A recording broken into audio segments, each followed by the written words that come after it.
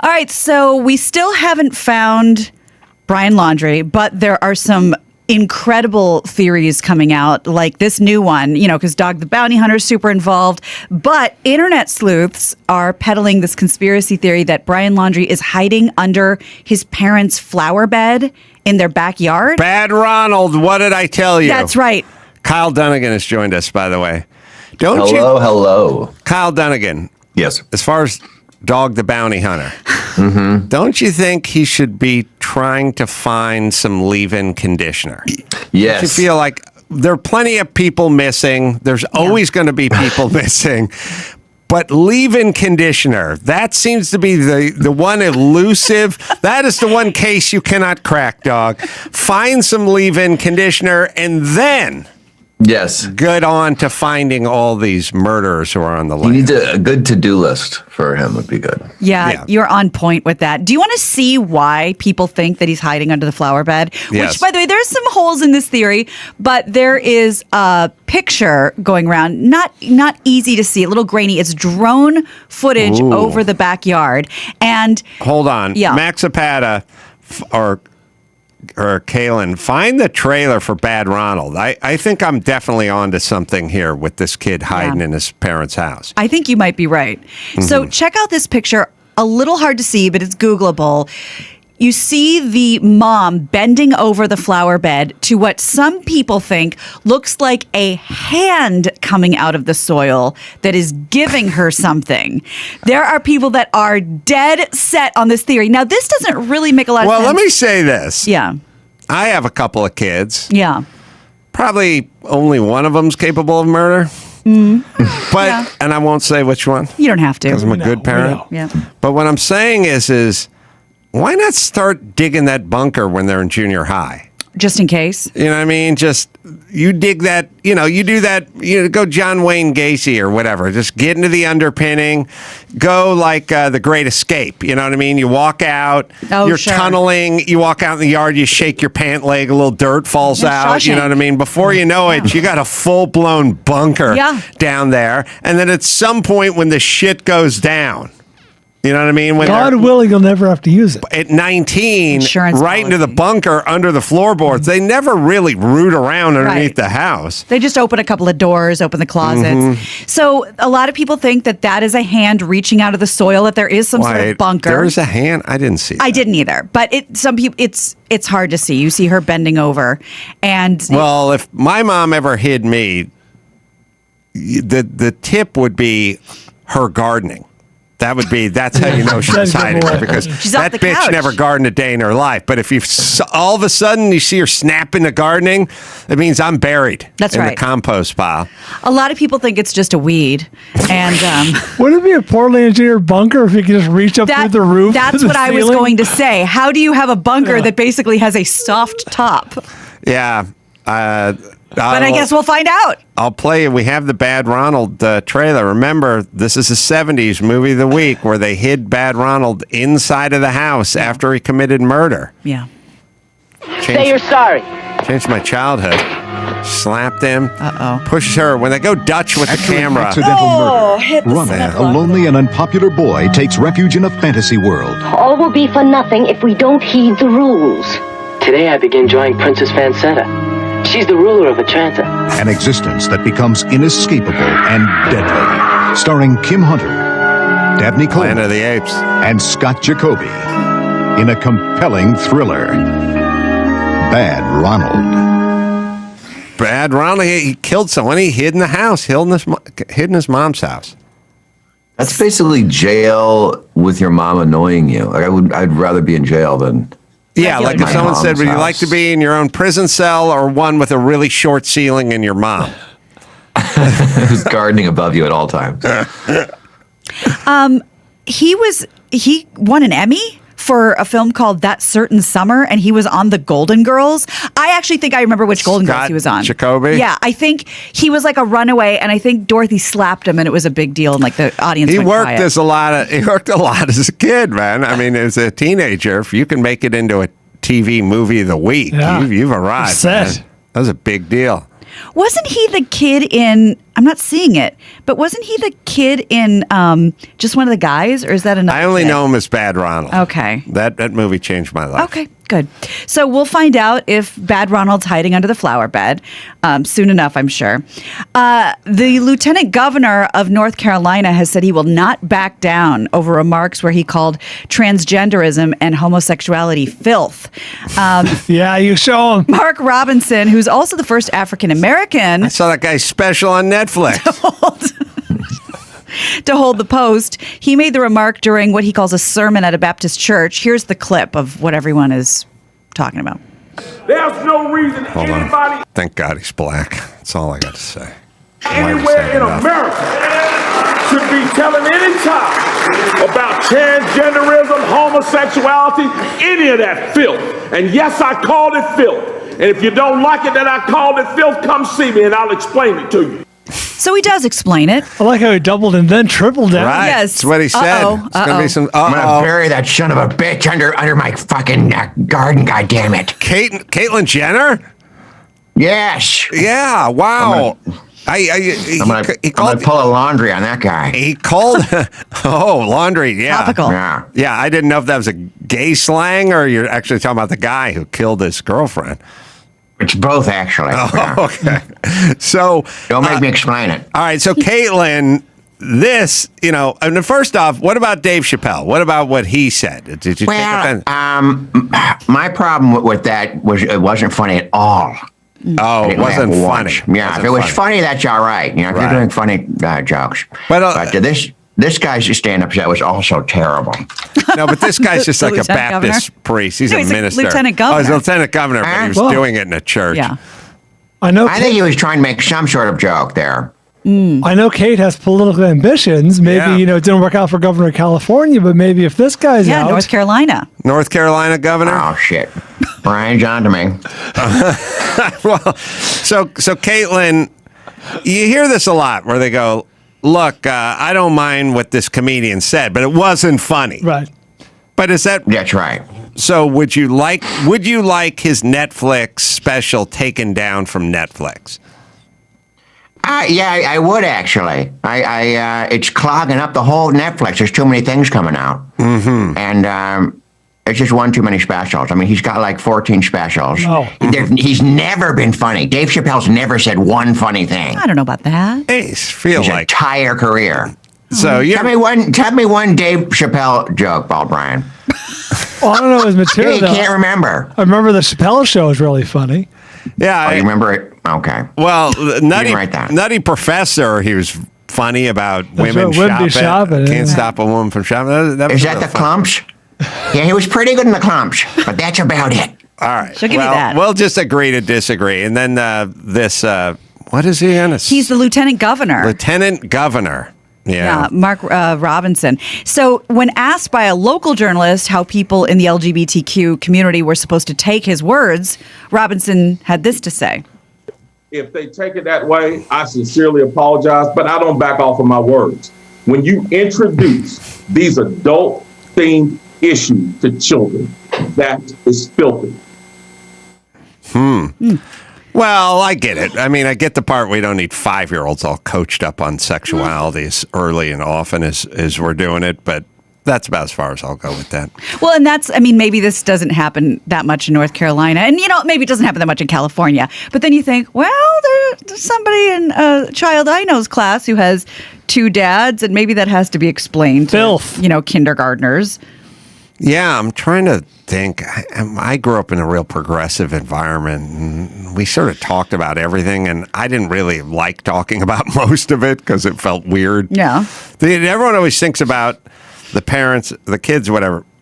Kids talking about shit that's weird to them is really uncomfortable. Like, I can remember having some molestation conversation with my mom, and I was just like, What?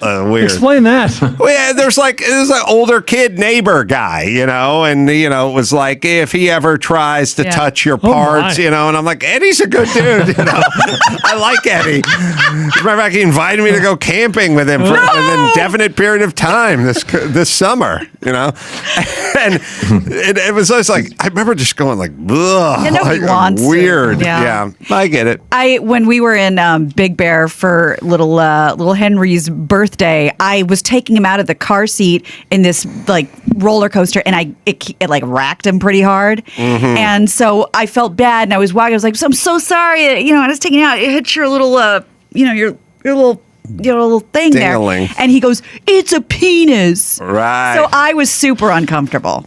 We have while Kyle is here, actually, we have this clip we've been sitting on with Bill Maher from, I don't know, 3 or 4 weeks ago, but he was kind of saying what I've always said, which is we're a little too into race. We're kind of busting everyone up into their own groups now. Couple national anthems, different graduations, and he doesn't like the way it's heading, but I feel since we have Bill Maher here, we can probably get into this.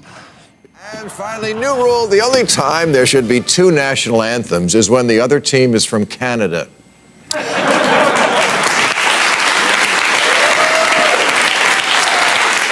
This season, the NFL has added Lift Every Voice and Sing, commonly known as the Black National Anthem, to the Star-Spangled Banner before games. And 2 weeks ago, I opined that it was fine to get rid of the old anthem. We just shouldn't have 2.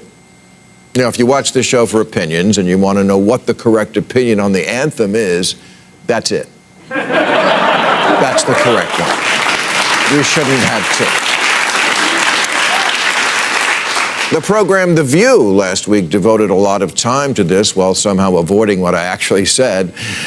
It seemed to be a lot about a need to school me on the Black National Anthem itself. Whoopi Goldberg said we need 2 anthems because, quote, we're having to re-educate people.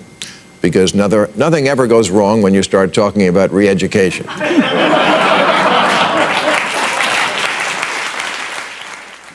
Bill? Aren't I terrific? Let's start there. Yeah, I mean... What fantastic jokes. Yeah, Bill, just to be honest, I feel like your show lately is just kind of talking about a lot of shit I've been talking about for 10 years, and everyone's giving you the credit. Well, that's funny that you're saying this. You're saying that I stole from you? I'm just saying it's starting to seem like more than a coincidence that shit I've been... So you think I watch your show, or listen, and then I go, oh, what a delicious golden nugget. I'm going to take that thought. That's what you think. That's hilarious. Yeah, That's the funniest thing you've ever said on the show. Oh, wait, now I'm confused. I am regarded as a bit of a truth teller, someone that gets there a little bit early. You probably read my book, In 50 Years We'll All Be Chicks. That was me, kind of. Oh, yes. We all read that book. Oh, okay. 500 copies you printed. No, I mean, well, yeah, I'm not sure. It may have been more than that, but let's not get mired in that. Here's my point.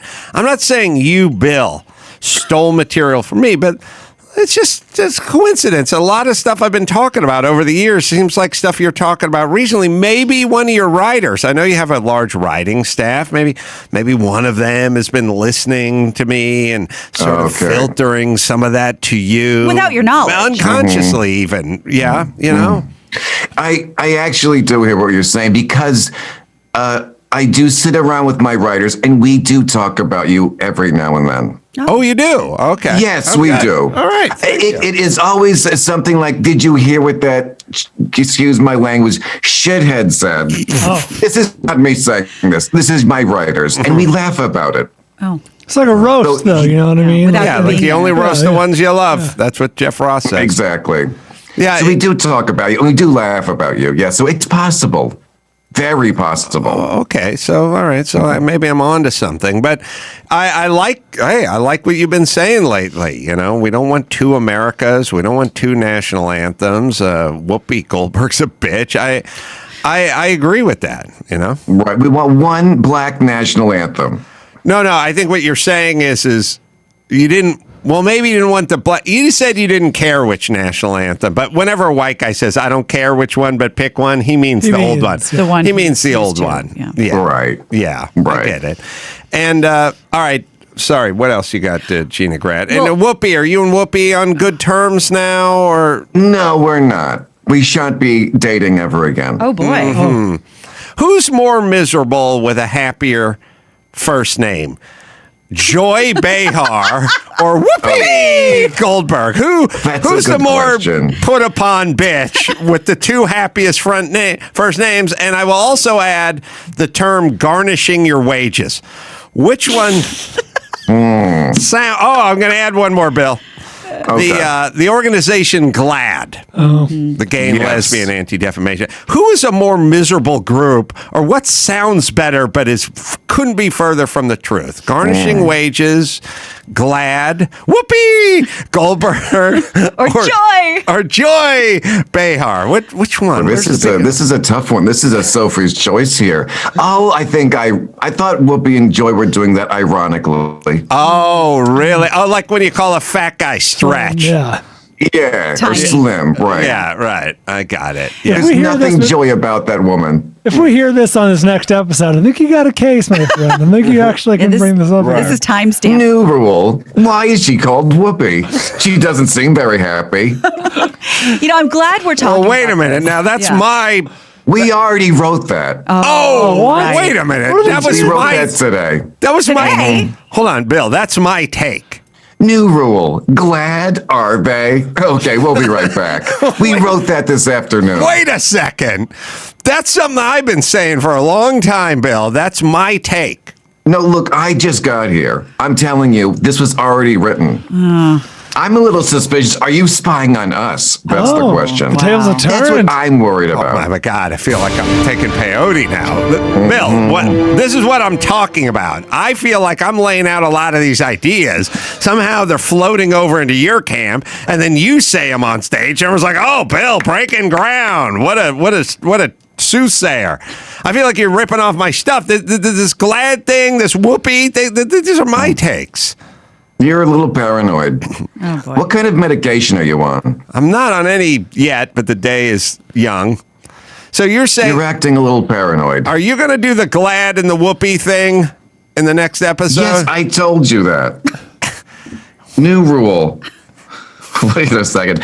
Chris just sent me a new rule. Hold on 1 second. All right, put your glasses on. Passion fruit iced tea is the worst. my God. This is just obvious. That's mine. That's mine now. Oh, next thing you know, you're going to start complaining about red left turn arrows. This is my... Yeah, what's with those? No! Turn on red. No. This is... You got to stay in your lane, Bill. This is my material. What's with laundry's little bunker there? They should put little dirt in their shoes and over time make a bunker. Okay. That would be cool. That's a bad Ronald take. Hyper-specific. We'll be right back after this. Okay, bye-bye. Okay.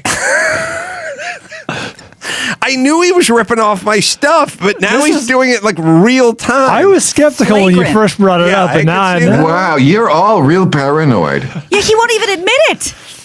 All right, but the whole garnish your wages thing, I can keep that one. Or... Let me think about that. There's nothing there. Okay. Did somebody already write that this afternoon? Yes. Okay. Yes, Gina. Okay. And what's with the garden with the? What's a garden with a soft top? Oh, God. Now he's ripping off all of us. I had this take too about who's more miserable, Joy Behar or Joy Reid. Like who are the most miserable of the two Joys? Most miserable joys. Yeah, yes, my bad. That's something yes. You worked on that? I worked on that. Is that written down somewhere? Written down somewhere already. You got to show that. I will show you. I want to see a timestamp on that shit. I feel like those are my takes, Bill.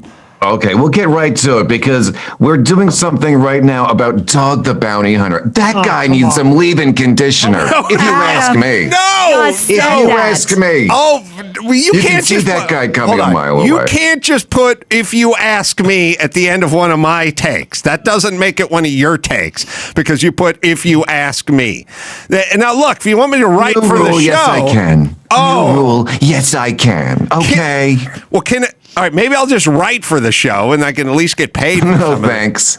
We're all stocked up here. Does he at least get a producer credit? No. Okay. Wow.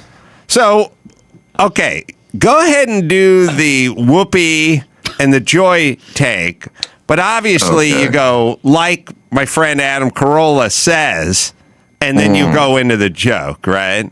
Okay. Yeah, we'll definitely do that. Okay. You sound sarcastic when you're saying No. No, definitely. Let me just write that down. Wait, you already wrote it down. New rule: do what Adam says.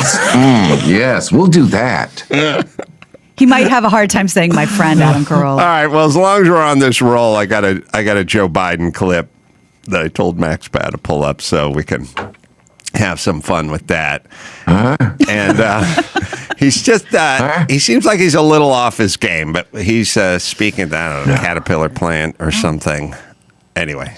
Parenthetically, when you build a charging station, it's like back in the day when my grandpa worked for the Maher Oil Company back in the turn of in the 1920 in that area. They went from state to state convincing people that they allowed them to put 20,000 gallons of gasoline under the ground. They didn't want them around. You know, it'd be funny if they did like they did in Idiocracy, where they cut to the prompter. Yes, and it was like in 2004, when my grandpappy opened a jogging station.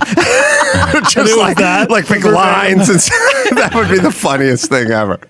Joe, listen. It's in that area, man. 2005. In that area. Man. I'm saying you may have lost your fastball, Joe. No? No, man. Look. I was just talking about my grandpa. Is a difficult way to figure out when it was. You know, it was a long time ago. But I don't think anyone ever opened a jogging station back in the. Maybe you're saying charging. Yeah. It was a charging.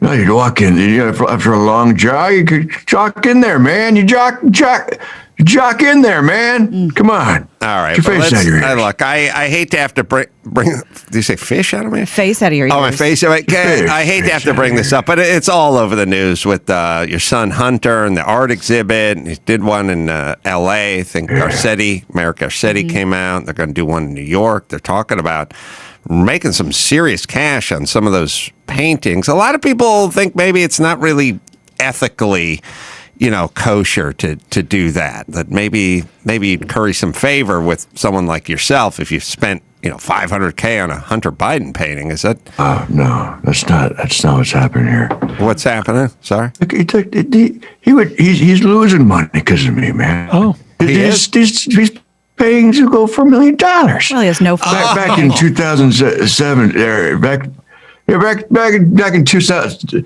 selling them for more, man. The price come down. Oh, so that's an interesting take. So a lot of people in the media are saying the only reason these things going for $50,000 or $100,000 or $500,000 is because he's your son. But you're saying if he wasn't your son, there'd be $1 million on the open market, and there's actually bringing the price down. Yeah, you seen him, man? Those are beautiful works of art there. It's got a smudge over one side and then the colors on the other side. Beautiful. That's weird. Well, he's kind of like Howard Stern in that he took up painting very late. That's right. You know what I mean? Like, I kind of wonder why. George W. Bush. Yeah, this didn't crop up earlier in his life. He always had this talent, man. When he was a kid, he'd do those drawings and it'd stay in the lines, the crayon colors. Paint by numbers, we talking about? Paint by numbers, man. Yeah. Get all the numbers right. 2's blue, 3's brown, man. Come on. Get your face out of your face. I think one of the things that gets a lot of attention about his art is he uses like a straw or a pipe and blows the paint onto the page, right? Yeah, you see, he ran out of brushes. I said, just use that, man. Is Elon Musk anywhere around there, President Biden? Where's Elon?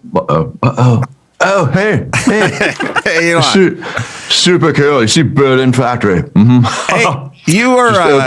I know you just opened up in Austin. You're basically told to fuck off by people in Los Angeles, or at least by a couple of city council people. Then did you move for the tax break, or did you move because it was you're personally insulted?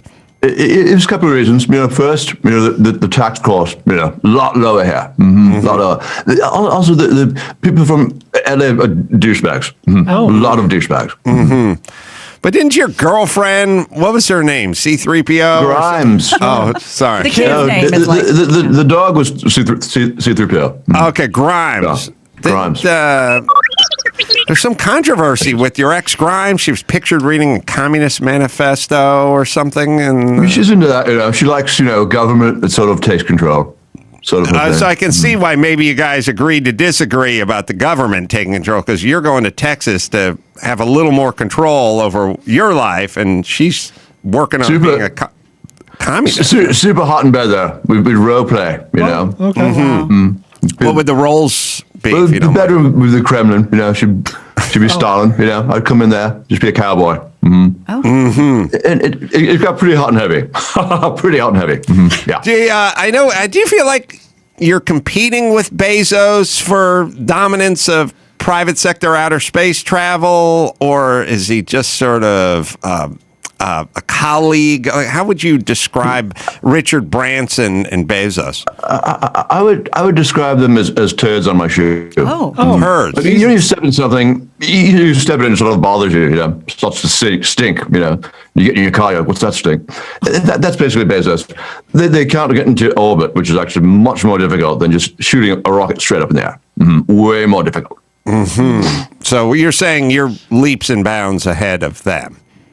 Yes, and they know this. Anybody who knows rocketry knows this, which is about 150 people on Earth. How's the Boring Company going? You're talking Very about... boring. Wow. It's good. Yeah, you were talking about drilling through the 405 pass, going underground. Boring. I saw it in Vegas at the new convention center. You actually did bore it out over there, and Teslas would drive under the street and pop up on the other side. Seemed very promising to me. It is. I know you've talked about a bullet train from LA to Vegas has been something you've talked about for years. Yeah. And we're going to do that. It's going to be very boring. A long tunnel. Would you go into a tunnel? Would you feel safe doing that? I would feel safe. And thanks for bringing up the bullet train to Vegas. That's something I've talked about for. I want to give you credit because the last guy did not give you credit. No, I'm saying I saw Bill Maher talking about it in an article. But that's been me. You know what I mean? I have an idea. How about we do a bullet train from Vegas to LA? Well, that popped in. Bill, that's my idea. I don't know how he got in here. Sorry about that. He's over my house. So is Bill at your house? Jesus. He is at my house. Great minds. Yeah. Sorry. The greatest minds. So SpaceX. Now, is SpaceX... I know it's out here by the airport, but there must be opening some facility in Texas somewhere as well. And then you're building the cars. This Lorena Gonzalez, this councilwoman from San Diego, she gave you a bunch of shit for giving your janitors a hard time. I don't know what not considering them. Not considering your janitors. Do you consider janitors? I don't consider janitors at all. Why don't you spend more time thinking about janitorial subjects, Elon Musk? No, you think I should, but I don't at all. I've not thought once about a janitor. Wow. Maybe I should a little more. Yeah, because you're being accused of not thinking about your janitorial staff enough. I do a little bit. I'll say, pick that up. You pick that up right now. So I do think about it sometimes, a little bit. All right. Any last words from Bill Maher? Because I had this, a couple more hot takes. Probably wanted to, run your way. But I just think that I want to apologize for all the years of upsetting you, Adam. I think you're a wonderful talent. Right. Oh, and speaking of that, you and Sarah Silverman and company going to Hawaii this year? Maybe you want me to do we are. I could do We'd love to have you. Yeah. Let me just check the manifesto here. See how many people are on the plane. I think it's just a manifest, but I've done that myself. Right. But you're not the Unabomber. But I'll just do a drop-in set, do like 30 minutes, just a kind of surprise, Hey, everybody. Bonus. Guess who's taking the stage? Adam Carolla. People are going to love it, right? People would love that. Okay, let me just check my manifesto. Yeah. Oh, God, we got no room. That's terrible. Well, who's performing? It's just me and Sarah. Well, can't carve out like 10 minutes. minutes. There's bags, I think Sarah has a dog. There's a lot of things that got to fit on. But what if I just did like a tight jet? I just do like a tight 15 minutes. Yeah, what if he got himself to Hawaii? I could host. Why don't you tape it? Adam? Send it in, and we'll see if we'll play it and laugh at it. I think I'm a little beyond that for my career. I think those days are in the past. think I've earned the respect of people like you and Sarah and fellow comedians, where I don't know have to longer put stuff down on tape and send it in to have Just a tight five, so we could say. What if I MC? What if I go out there, do about 8 minutes, really warm up the crowd, bring Sarah on, Sarah does 40 minutes, then I come back out, do another 10, in between, and then I bring you up, you do an hour, and then I just kind of close it out. Okay, that would be fantastic. Let me send you an email with all the information you'll need. Okay, great. Thank you. Okay. Now we're talking. Thanks, Now Bill. we're talking. Yeah, we'll see you Okay. in Maui, buddy. Definitely. Oh. Yeah, that'd be awesome. Tell Sarah I'm Okay. coming. Okay, definitely. Gonna just send it right to your email, which I don't have. Okay, bye. All right. Oh, well, bye. do you need his email address? No, thank you. All right, let's bring it home, Gina Grad. You got it. I'm Gina Grad, and that's the news. Let me tell you about Scribd. With so much content out there, you might spend as much time looking for your next book as reading it. Scribd, instant access to millions of ebooks, audiobooks, or I should say audiobooks, but I like audiobooks. That's true. Magazines and more, plus thoughtfully curated editors' picks and smart recommendations based on what you've read, all for just $9.99 a month.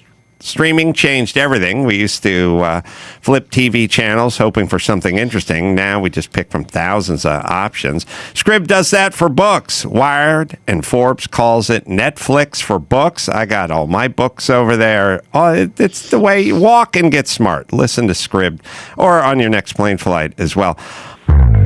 Hey, Stephen Van Meter here, calling from Arizona. Hey, I'm not a fan of the WNBA. I'm holding out for women's NFL. When will we see a full contact tackle football women's league? And if not, why not? Thanks. I'll listen for my answer on the air. Bye. You can leave us a message at 888-634-1744. Adam Hunter's in studio. No directions. The name is Stand Up Album. Available Spotify and Apple Music, wherever you find finer music. Well, on subject, back in the day when I would be watching the Human Stick of Dynamite and the Slide for Life, they had a very short-lived female tackle league. And if you don't believe me, Charlie's Angels had an episode where they became football players. Only just to get them in the locker room, basically with the towel, and they show them walking in the shower, and the door would shut perfectly right. And see that it was exciting enough just to see the towel hit the floor. They have it now. My friend plays for one. Oh, they do. My friend Destiny Yarborough. I remember. She was on the podcast. Yeah, she's like pretty girl. But she's like just jacked, beefy girl. Yeah. They have it. There's about like 8 cities that have it. Tackle football. It started in the 70s. They had it was for a lingerie little bit. football, right? And they really No, it's tackle. They have. We're just talking about regular football. Yeah, it's regular. Like she fought Gabby Garcia. I know. Yeah. The really heavyweight woman fighter that we talked about a while back. Really? Yeah, Gabby Garcia. Did she fight her? Yeah. She fought her. What happened to that fight? She hurt her. Gabby's really good at she rocked her, jiu-jitsu. but then she lost. But then she got taken down and submitted. You know? Yeah. All right, Dawson, before we get into the news, try typing in Daredevil. Yep. Blows himself up with dynamite. And see what comes up. Now, be prepared, because at some point tomorrow, I'm going to turn my phone on and some guy's going to send me a tweet and he's going to go, I typed in human and then I just wrote the S and 5 videos came up of a dude blowing. What the fuck is up? Jason almost lit up the Ultimate Fighter house. Oh, really? Did you set it on fire, remember, when you were coaching? Sounds And familiar. then your dog was there? Oh, no. We were shooting fireworks off everywhere. Yeah, and underneath the balcony below us, a firework caught the cushions on fire and started. And I, with me and a couple other fighters, went out with water balloons and chucked it up at a thing. The dude who lived in that condo underneath came out and we hit him in the face. Kamaru Usman hit him in the face with a water balloon. Wow, what are you gonna do? Allegedly. Wow.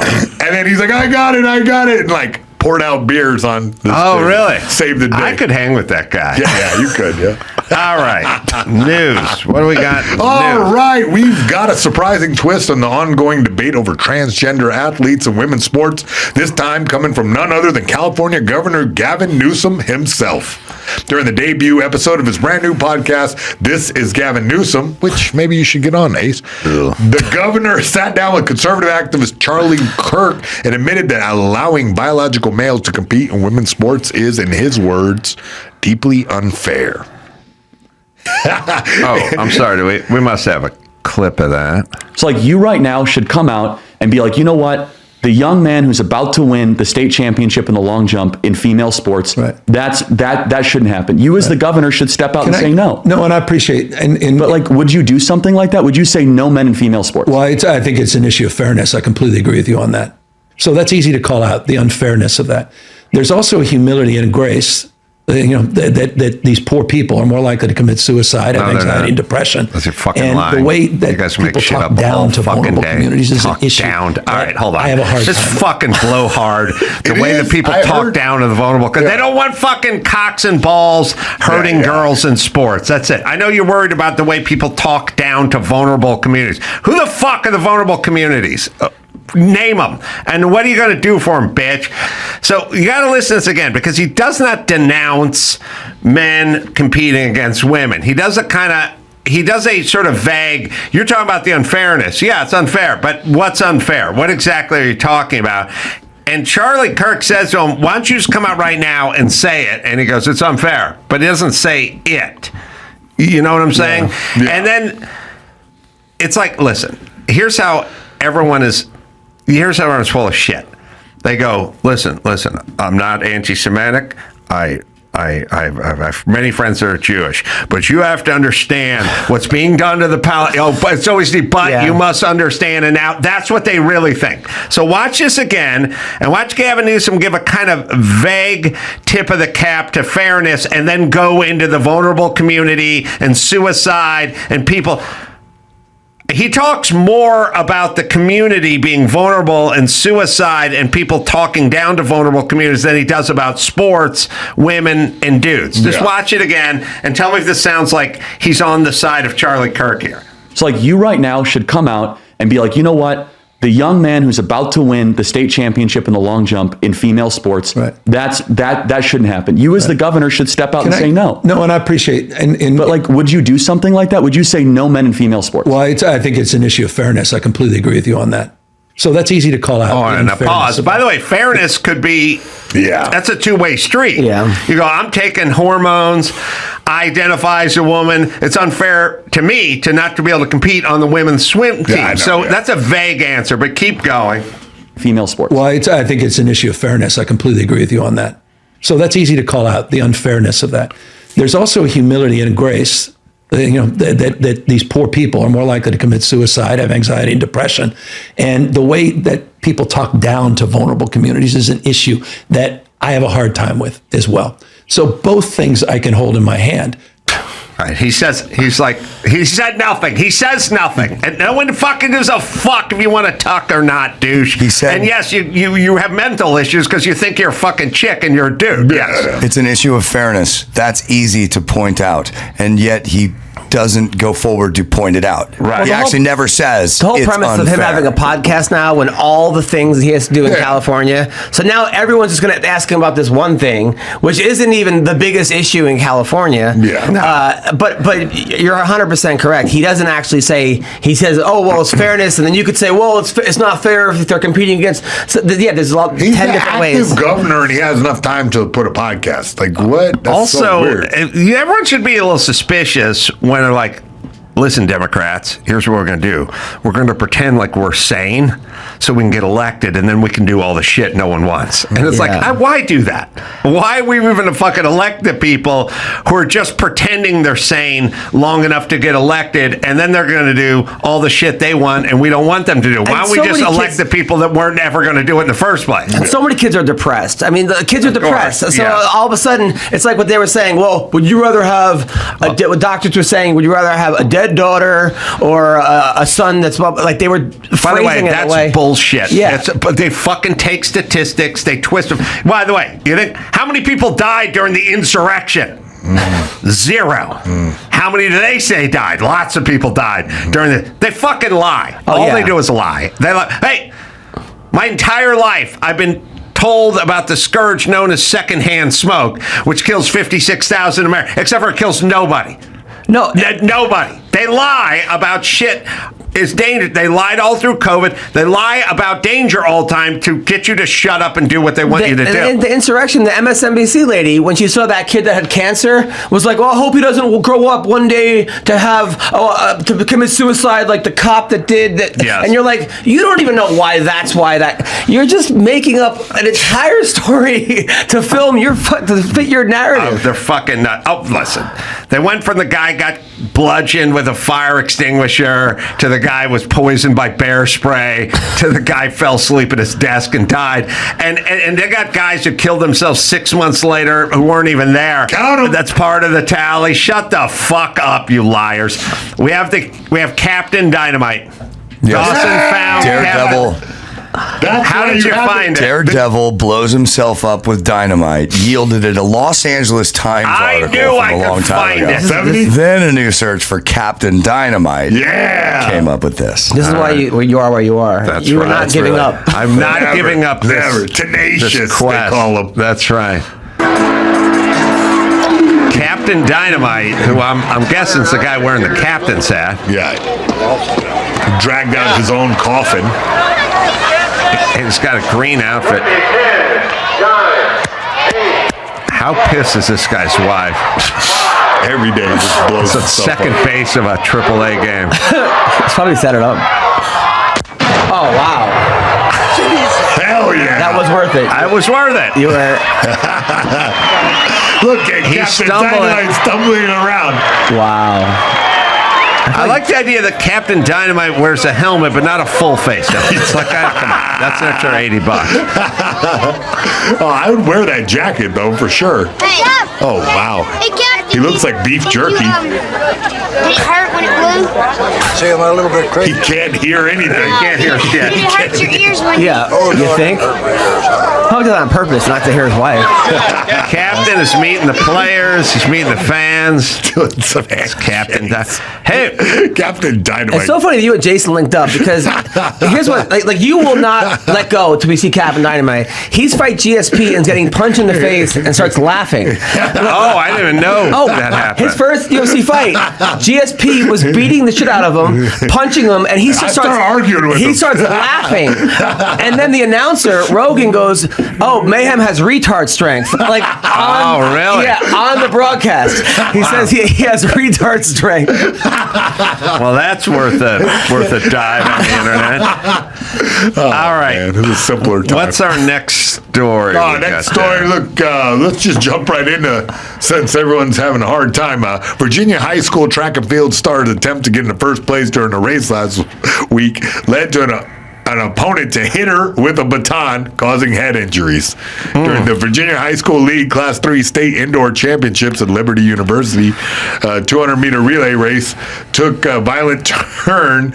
Brookville High School junior Kaylin Tucker was running her leg of the relay, and we have some video here. She was struck in the head by a baton with a competitor from Norcom High School.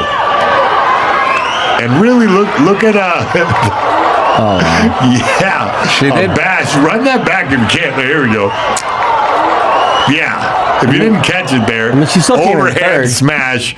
Yeah. She said the lady who hit her claims the strike was accidental. There's a clip of it somewhere, but I'm going to ask you. You'll find the clip of her talking. You know what's sad is that I'm happy this isn't about a trans racer. Like, I know. It's like, that's the first thing I thought of when this happened. It was exactly. like, one. Yeah, just blacks beating the shit out of each other. We're back, everybody. To a simpler time. The America our grandparents grew up in. God. All right, there's a couple things I'm going to ask you, Andrew, to look for. I liked this tweet that had her, and I liked a tweet yesterday, I think, of a woman who was, it's the 60th year of the Pettus Bridge crossing in Selma, Alabama. Yeah, what? Yeah, 60 years of civil rights stuff. And they interviewed a woman who was like 8 or 10 at the time who crossed the bridge, and she was talking about National Guardsmen and billy clubs and stuff like that. I like that tweet and this tweet, and we'll find it. Take your time, but I'll tell you why I liked it. I had a sad thought. Like the sad thoughts are like when you go to a ballpark and you buy a beer and it comes in a plastic bottle. And I would never buy a beer in a plastic bottle if I was sitting around at my house, but you have the plastic bottle because too many people threw the glass bottle out on the field. And then there's a part of you that has a feeling, and it's the same feeling like when you see the park benches and they got a bunch of speed bumps on them. It's like, yeah, too many hobos shooting up and they fall asleep, and we're trying to deter these people. And you see the freeway signs in LA and there's barbed wire around it, and you go, oh, sad. Yeah. Like sad that we didn't have to do this in the past. They give you a fucking beer stein in or like the past. CVS and everything's empty. In a cage, everything's, you go CVS, and you're there and you're like, oh, I'm trying to buy aspirin. Like, press the button for the attendant, and you're like, oh, it's sad.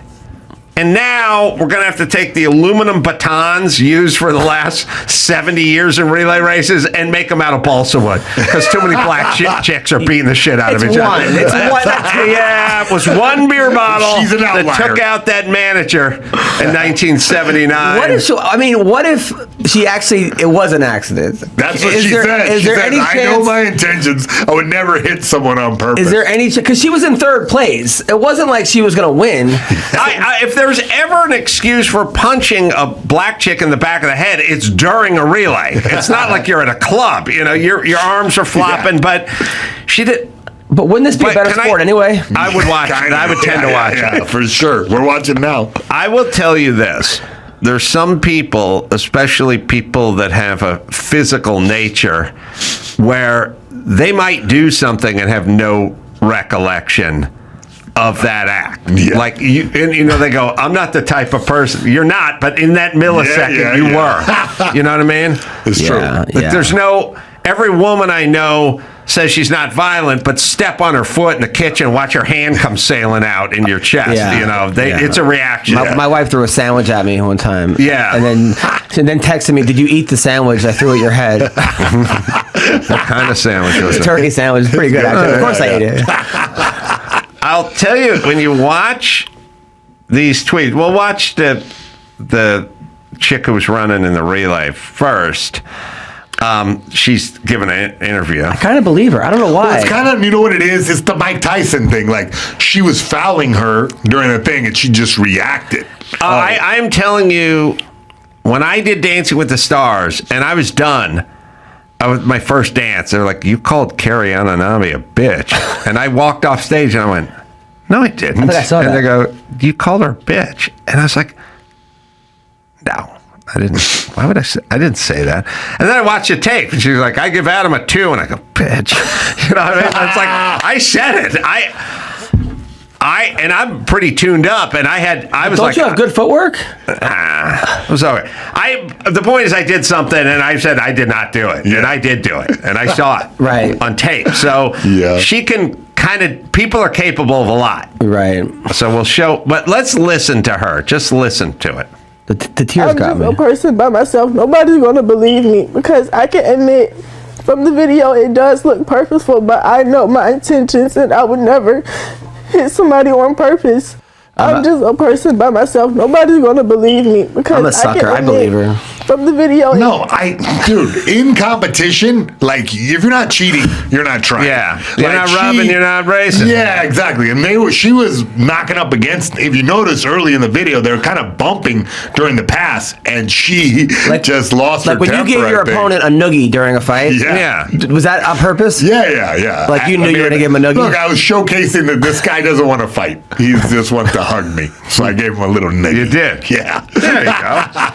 All right, now do we the have... fans understood. They knew what I was doing. Do we have the 60-something-year-old woman who marched across the Edmund Pettus Bridge, who's probably a Klansman that built that bridge going like 1951. Yeah. I will play her, and then I'll circle back.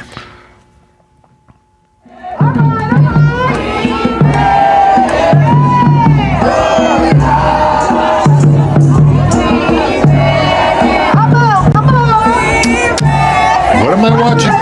Well, we're not watching whatever I asked for, I guess, is what we're saying. That could have been 6 years ago. That's a 68-year-old woman talking about crossing the bridge with... oh, they're crossing the bridge again. Well, it's a 68-year-old woman talking about crossing the bridge and cops and billy clubs and stuff that I like to tweet. But whether it's the slide for life or the crossing of the bridge, if it doesn't resemble what I said at all, then it's probably not what I was asking for. You think he's doing this on purpose? Because it's kind of funny. It is funny.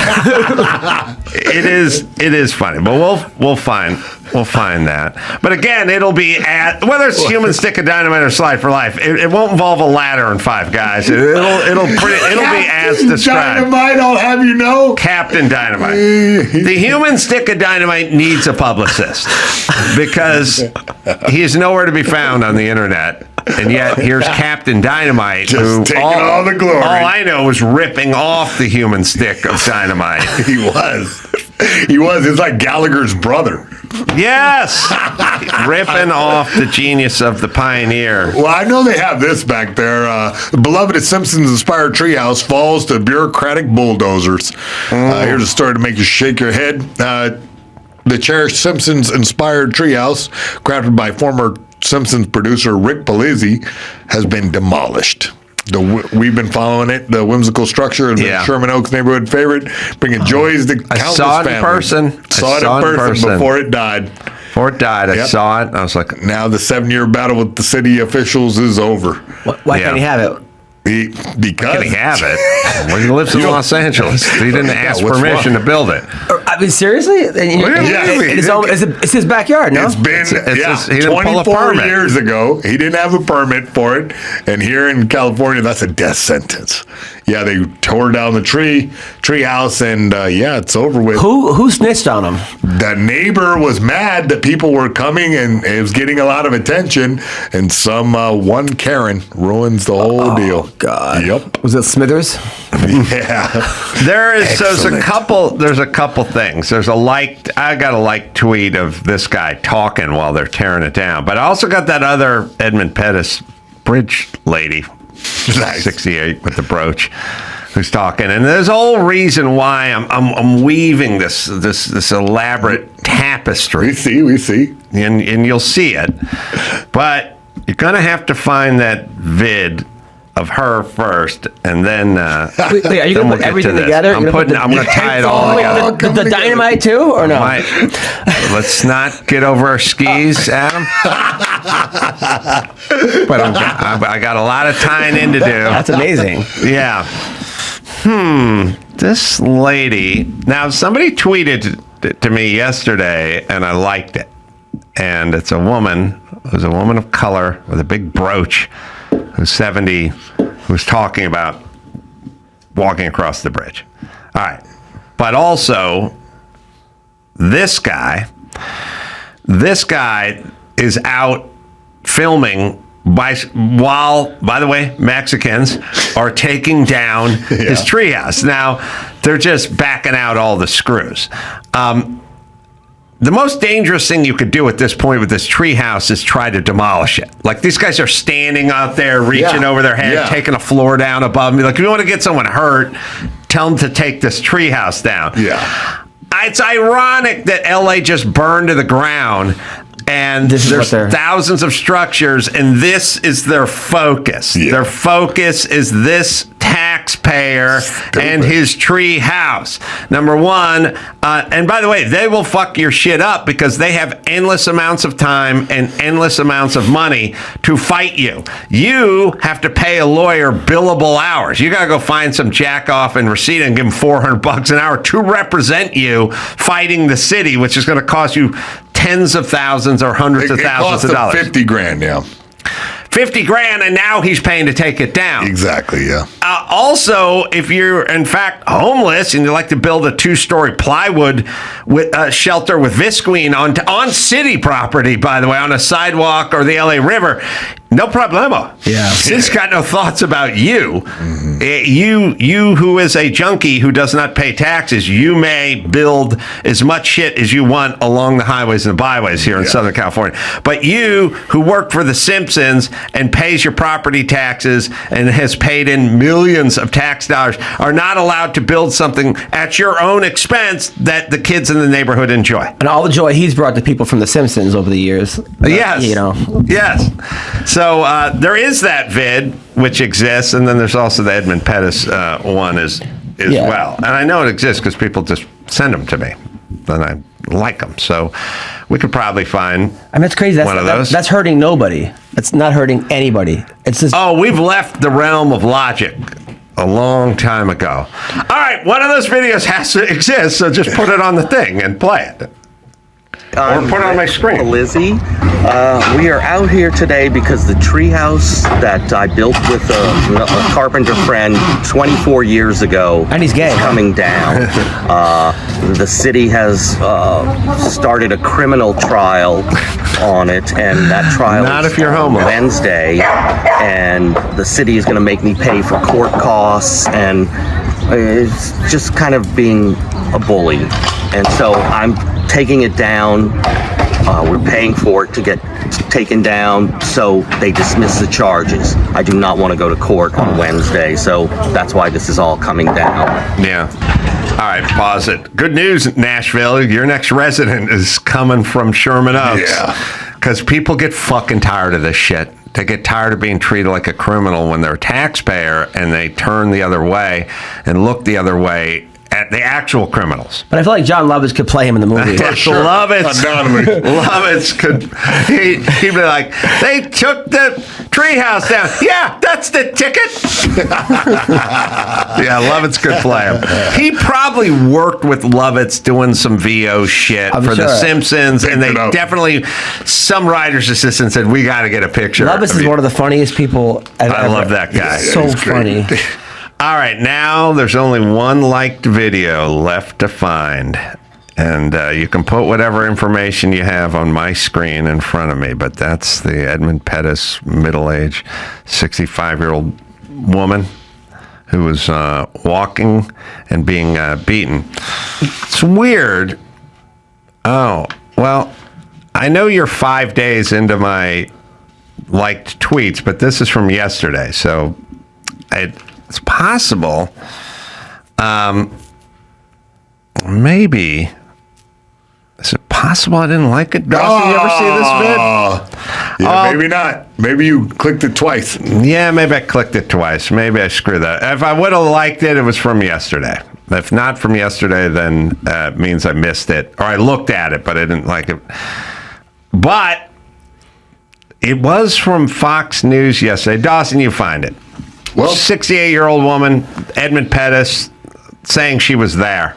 And then I'll tie it all together. We'll find it.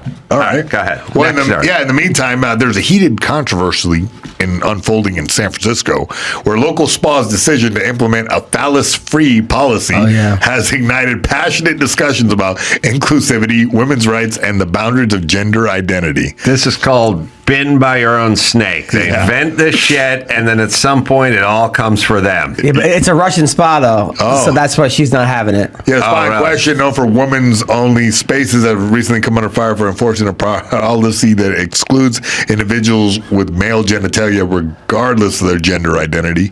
This move has been both lauded and criticized, reflecting the complex and often contentious nature of gender politics today. Yeah. Statement, the representative from the spa explained, our priority is to provide a comfortable and safe environment for our clients. This policy is in place to respect the privacy and comfort of our patrons. However, this policy has sparked protests from transgender rights activists who argue it discriminates against transgender women. One activist stated, policy like this invalidate our identities and perpetuate exclusion. Yeah. Conversely, some women's rights advocates support the spa's stance, asserting that women have the right to single-sex spaces free from male anatomy. Yeah.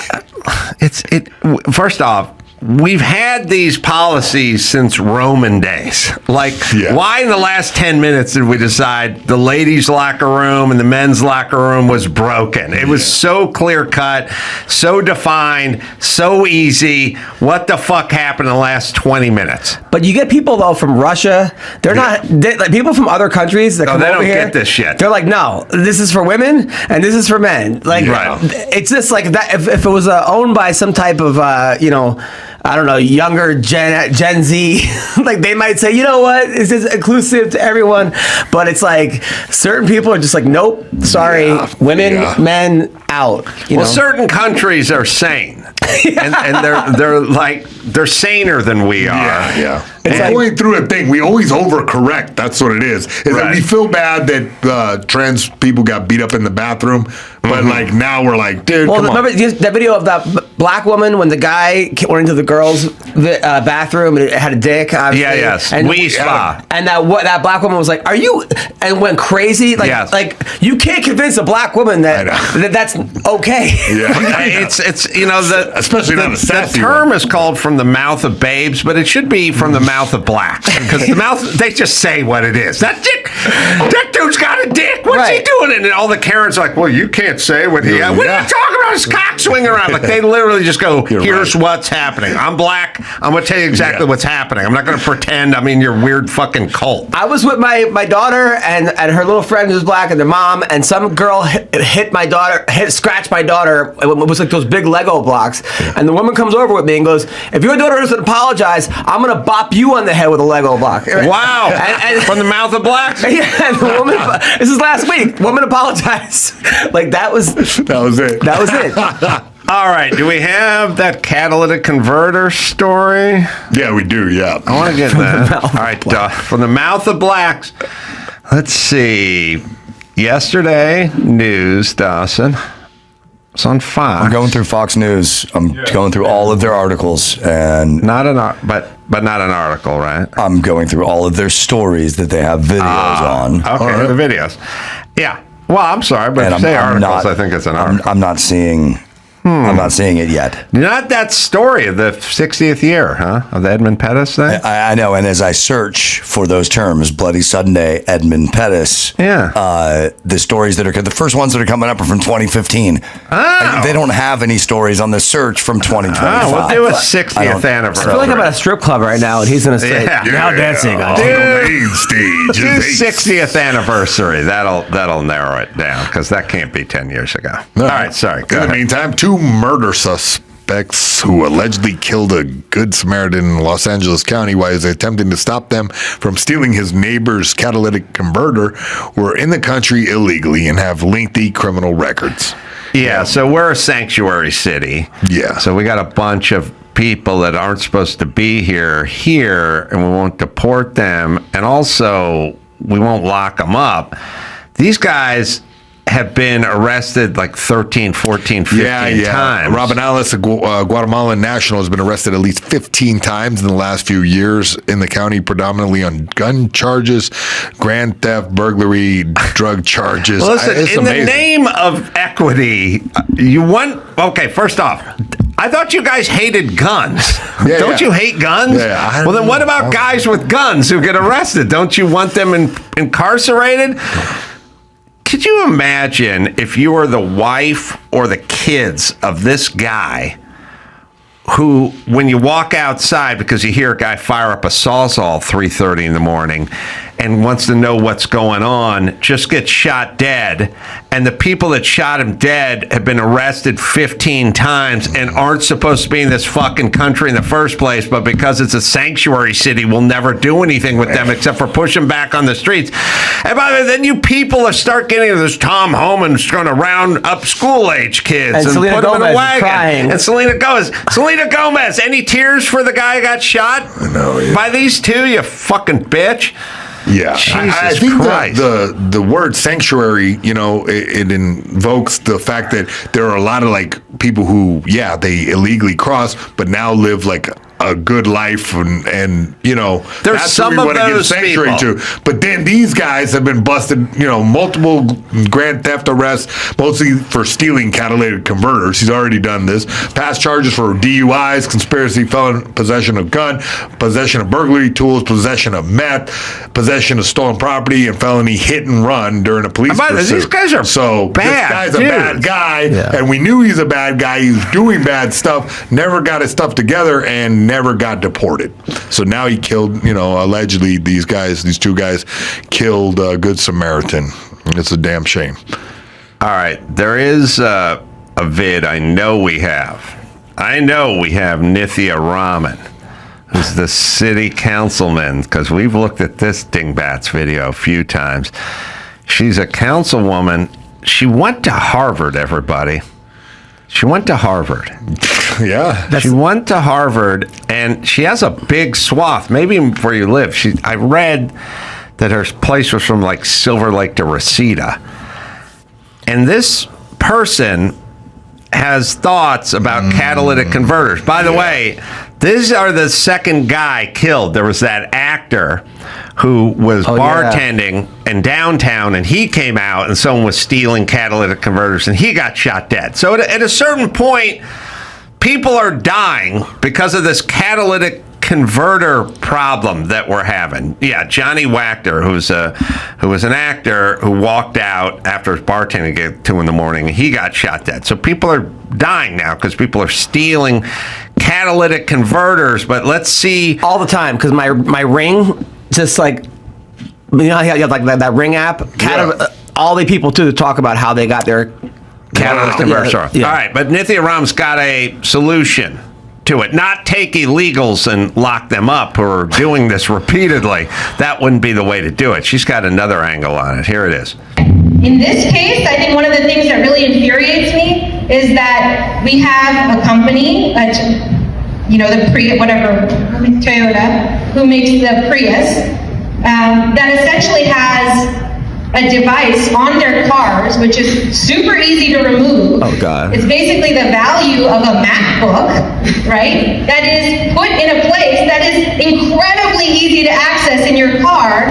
And then the thefts related to this issue have essentially all of the costs of that are given to us to bear instead of them having to manufacture a car that actually is not so easy to be stolen. That is the dumbest argument. Those sexy Priuses were asking for it wearing those tight leggings. They act like as if they didn't have meth, gun, other charges before that. Like as if they even made a solution to that, they wouldn't go on to the next crime that they can commit. Yeah. By the way, so easy to be stolen, it's welded into the middle hard as of shit. the car. Well, you never jacked up the Prius and got up under there with the skill saw. It's not a skill saw, but I know what you're saying. Although skill probably makes a bayonet saw, which you're thinking about. Yeah, you just need a floor jack and a acetylene cutting rig and 2 guys, and it pops right out. Yeah. Like anytime you have to sawzall something out, it's not so easily to be stolen. But the problem is Toyota, not the person doing it. It's Toyota's the problem. If it wasn't for Toyota, this guy would be alive. It's like, come on. Can you believe gymnastics? This fucking dope went to Harvard. I know. But by the way, what are they teaching in Harvard? Number one.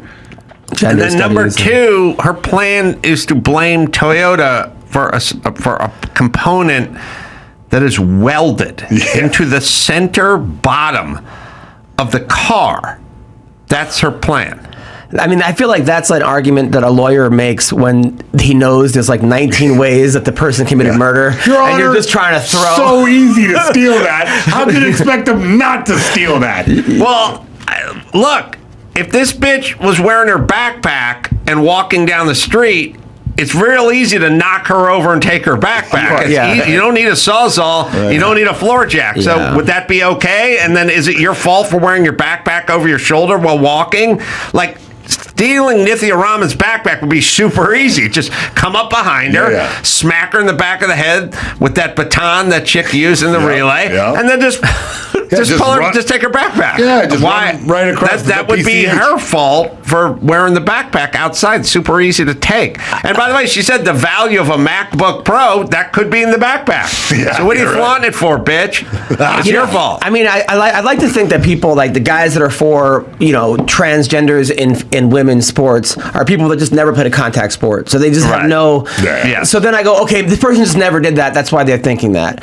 But this person has lived. I mean, so either she has been prep school her whole life, Harvard, and then now lives in this gated community. Outside, Because, or how else do you find? No idea. I don't know how you get to the mental gymnastics it takes to go, hey, it's the Prius's fault for getting stolen. Okay, well, here's what I'm saying. I want to hear her one more time. Poor Dawson can't find that clip. Damn. I'll find it right after the show, but I want to hear her one more time. But, okay, now we got 2 dead people. Yeah. Because people are stealing these things, at least. So maybe I'll have it your way. It's Toyota's fault. I don't think Toyota's budging on this one. I think they're just making their cars and sending them here. If they're sending them to Sodom and Gomorrah, they're not responsible for that. Yeah. Well, Kia, and they had a similar thing because it's super easy just to jimmy it with the, Go online and steal the car. Exactly. You're still dealing with a problem of thieves. Exactly. Yeah. All right, here it is. Super easy. One more time. In this case, I think one of the things that really infuriates me is that we have a company, the Prius. She's a socialist, by the way, so she blames Toyota. Prius, that essentially has a device on their cars, which is super easy to remove. It's basically the value of a MacBook, right? That is put in a place that is incredibly easy to access in your car. And then the thefts related to this issue have essentially all of the costs of that are given to us to bear instead of them having to manufacture a car that actually is not so easy to be stolen. I mean, the guy next to her is just dead inside. He's just sitting there. I've said many times, I started with Kamala Harris, but they need to have, their pages or aides have a squirt gun. And so if I start rambling on something retarded, just fucking hit me. Like when the cat jumps on the sofa, you know what I mean? Just, you know what? Just get me moving on to something that makes sense, because I sound like an insane, rambling, retarded person at this point. Super soaker. Well, but usually you see these people make these arguments on the internet, and you've never seen them in real life. Yeah, right. Like, it's just like they have an avatar or something. She got voted in, people. They voted her in. They voted this destructive socialist. And by the way, do you want to know why LA's a piece of shit? Her and her friends. Well, it's because the ballots. You get the ballots, and there's 30 people, and then they give you 3 things they're for. Yeah. And so you don't really know who you're voting for. Well, here's what I yell every time when I talk about this dumb shit over here. She's not in charge of catalytic converter response. She's calling all the shots. She was calling COVID shots 5 years ago, right? Wow. Her and her dumb bitch friends are calling COVID shots. Yeah. So we're fucked on every policy because she's taking this insane 10-cent socialist head of hers and directing it toward... But what do you think? Yeah. Where do you think she comes down on the treehouse?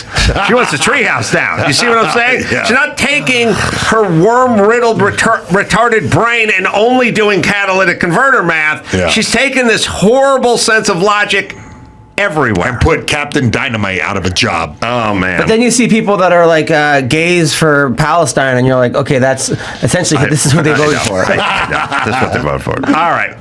I'll wrap up my 2 clips tomorrow. We'll find these things. I'll find them as soon as we get off the air. Not sure why. I don't know how the internet works. But look, we found Captain Dynamite. So we'll take that win. It's a Pyrrhic victory, really. Yeah, but I feel I'm taking partial credit for putting the word daredevil. Hey, a win's a win in there. All right, listen, yeah, that's right. The other guy didn't make weight. That's all right. You still keep your strap, Dawson. All right, Adam, let me give you a plug. Stand Up. We're calling it a special, but it's an album. Yeah, but I'm leaving on Thursday. I'm doing a tour with Russell Peters. Oh, all around the world. All around the world. So we're going to Australia.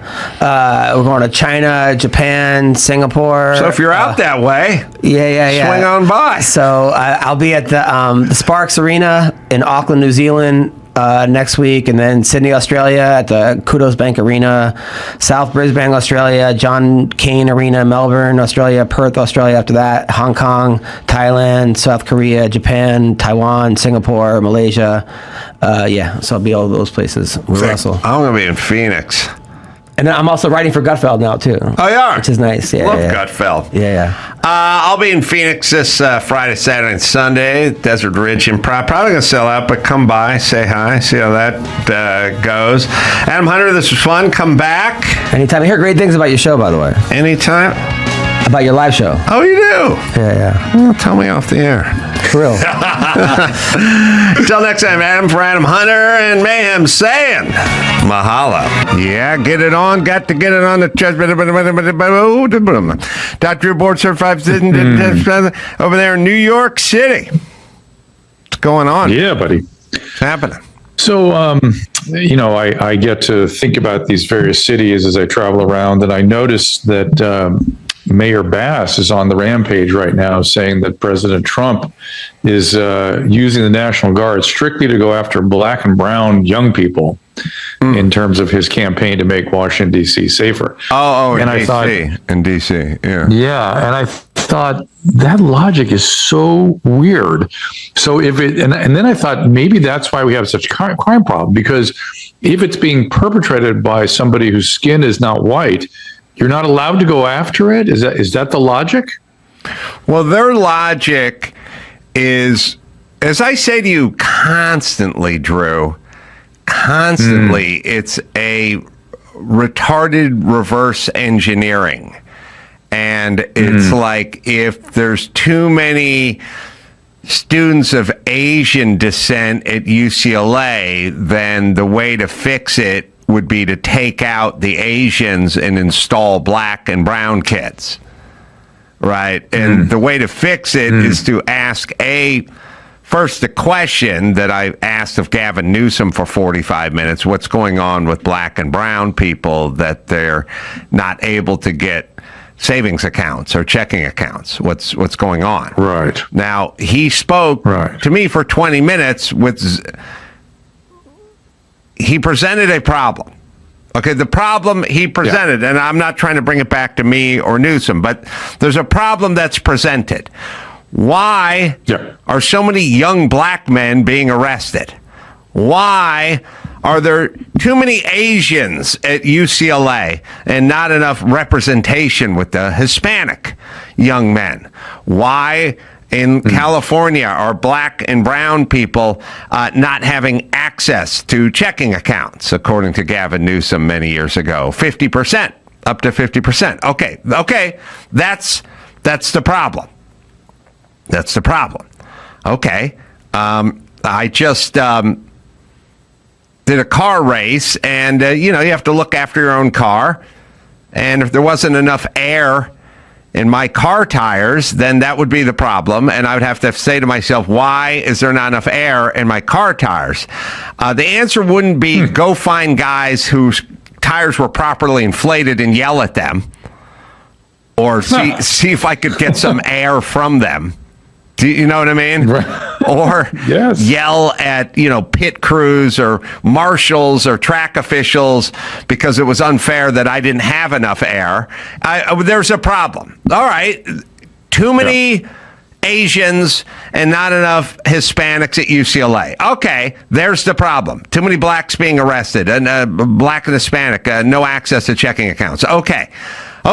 Now, there's the problem. Now, the problem part, I don't have any problem with. I mean, Gavin Newsom's lying when he says 50% don't have access. Everyone has access in this modern world to a checking account. But all right, let's just sign off on his lie, but we'll go along with it. Okay, not enough. Would you like to see more Hispanic? You know, Los Angeles is 50% Hispanic, but University of California at Los Angeles is 7% Hispanic. You know, okay, that campus right in the middle of Los Angeles is not representing the population of Los Angeles. Now, I don't care personally, because when I drive around and I see all the trades and I see all the guys working and the guys making good money and operating equipment and building and so on and so forth, I don't see any Asians in that group. That's okay with me. These guys make a good living and they have a good life. That's fine with me. So I don't really need it to be represented, but let's just say we did need it to be represented. Okay. So how would you solve it? Well, first off, what's the problem? Okay. Is there some sort of discrimination going on? Are they just letting in Asians over Hispanics? I mean, we would need to know that, wouldn't we? Yep. So what's going on with the admissions board? What are they comprised of? Is it all Asian? Must be all Asians. Must be all Asian. Must be all Asians because they're must be. Right. Well, it turns out I'm sure there's more Hispanics on the board than there are Asians. I'm just gonna say, in general, when you look at the legislators or city council or whatever you're looking at in Los Angeles, there's far more Hispanic representation than Asian. For the simple reason that Asians don't care. And they just want to get on and be successful. They don't need the false dream of someone who looks like me making bad decisions on my behalf and doing nothing for my life. But okay. So I would look at the board and I would say, okay, what's going on here? And I would first notice that there were no Asians on the board and there were more Hispanics. And then I would blacks too. And I would go women too. And I'd go, what are you guys doing? Are you discriminating?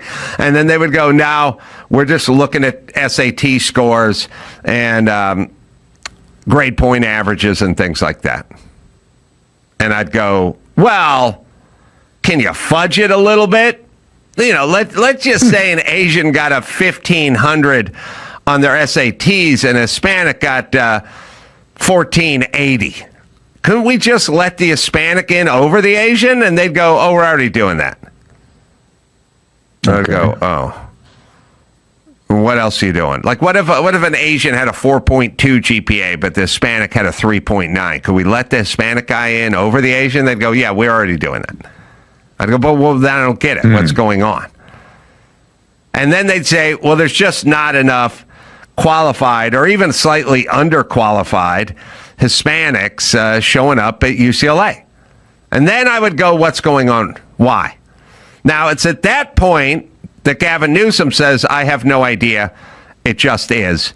And then argues for 45 minutes, literally providing the answer of verbatim, it just is. It just is. Right.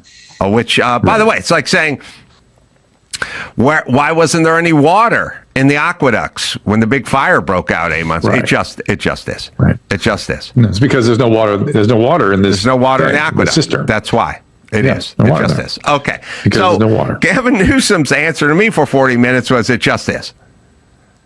Which is an answer that would be fine for a guy who drives an ice cream truck, but not someone who's in a position of power, because that's no good.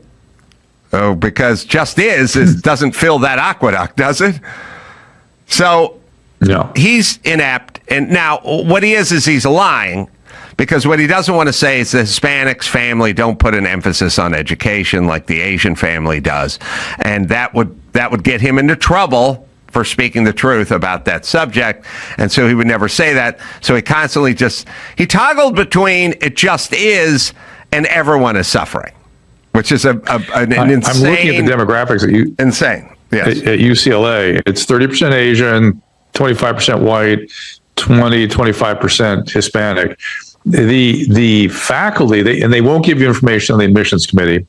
The faculty is 63% white, 20% Asian, 6% Hispanic. So they have a problem with their faculty. Oh, they need to fix that. That's you know what I call that? I call that problematic, Drew. That's what I call it. So we have a little fundamental problem, which is if black people and brown people are responsible for the lion's share of the crime, then they shall be arrested in numbers that represent that. So then it would be these guys are arresting young black men.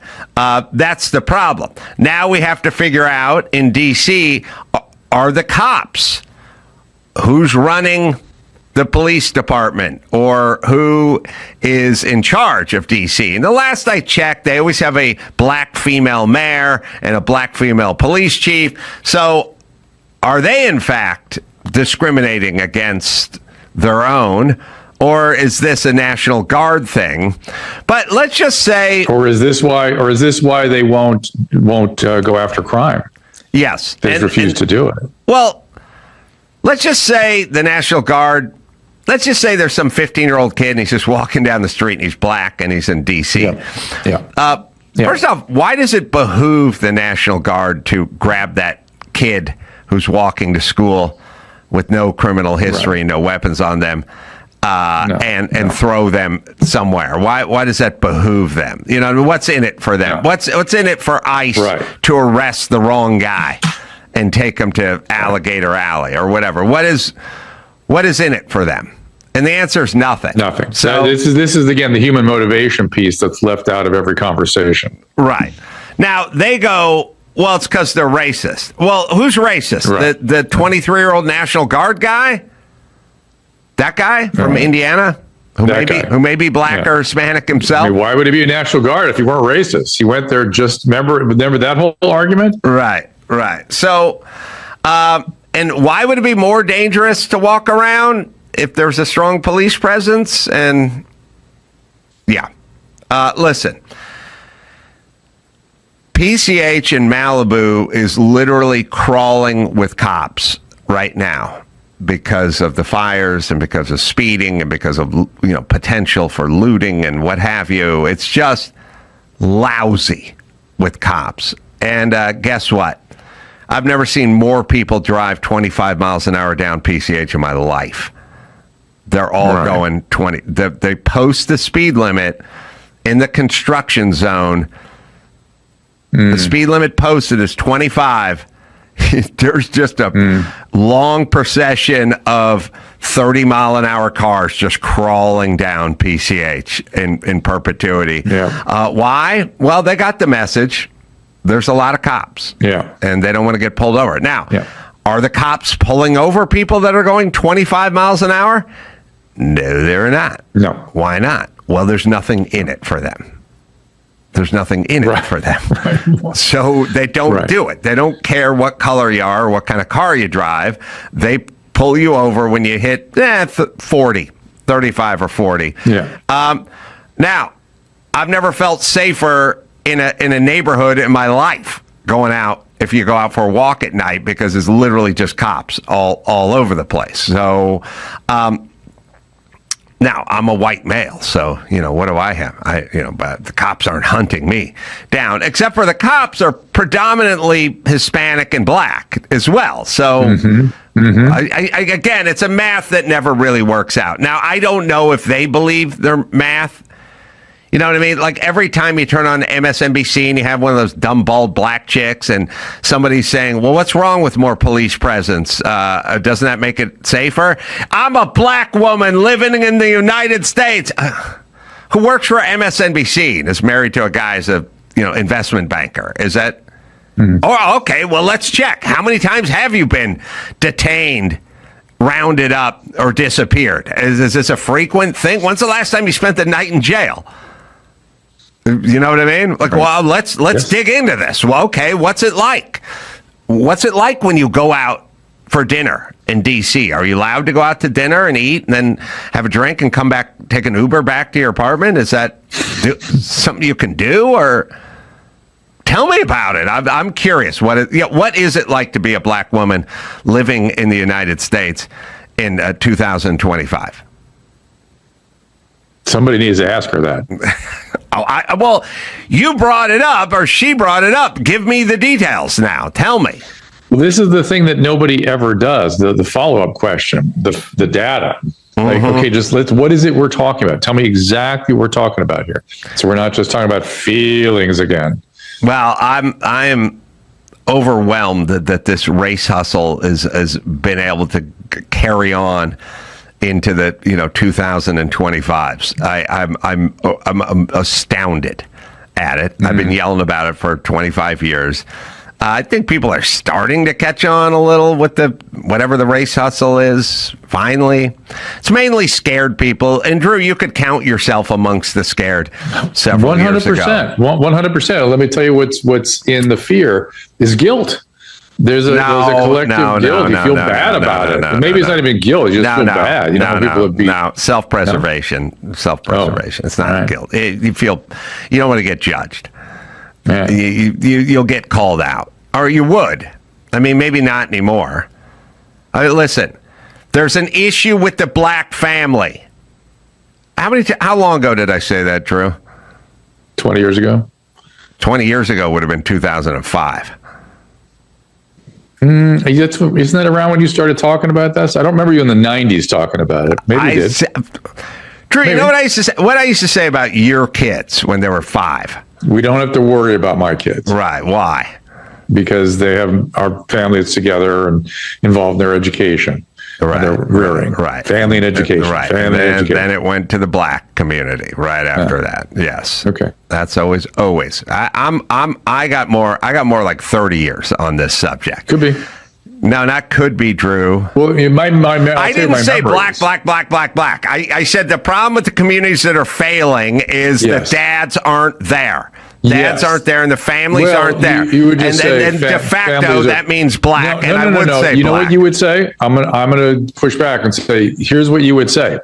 Screwed up people having screwed up kids. You would say that over and over and over. That was your mantra. Yes, that was true. That is very true. Fucked up people. That's what I remember. Having kids should stop. And that's an overall arching bodes true for any color, any race, any creed, diet and exercise. Yes. But the group that is statistically doing more of it is the one I would single out and say needs to stop. There's plenty of broken up Asian families. It's just statistically it's much lesser than the black community. So I've been saying this for 30 fucking years, and no one wants to go near it. That's what you heard Gavin Newsom doing. He brings up, because you think about it, he brings up black and he brings up Hispanic. He brought it up, and then I asked him for 20 minutes what the problem was, and he wouldn't go near it. Right. Well, if you that's what you're dealing with. Classic Newsom. There's a classic Newsom. And by the way, Trump doesn't bring it up either.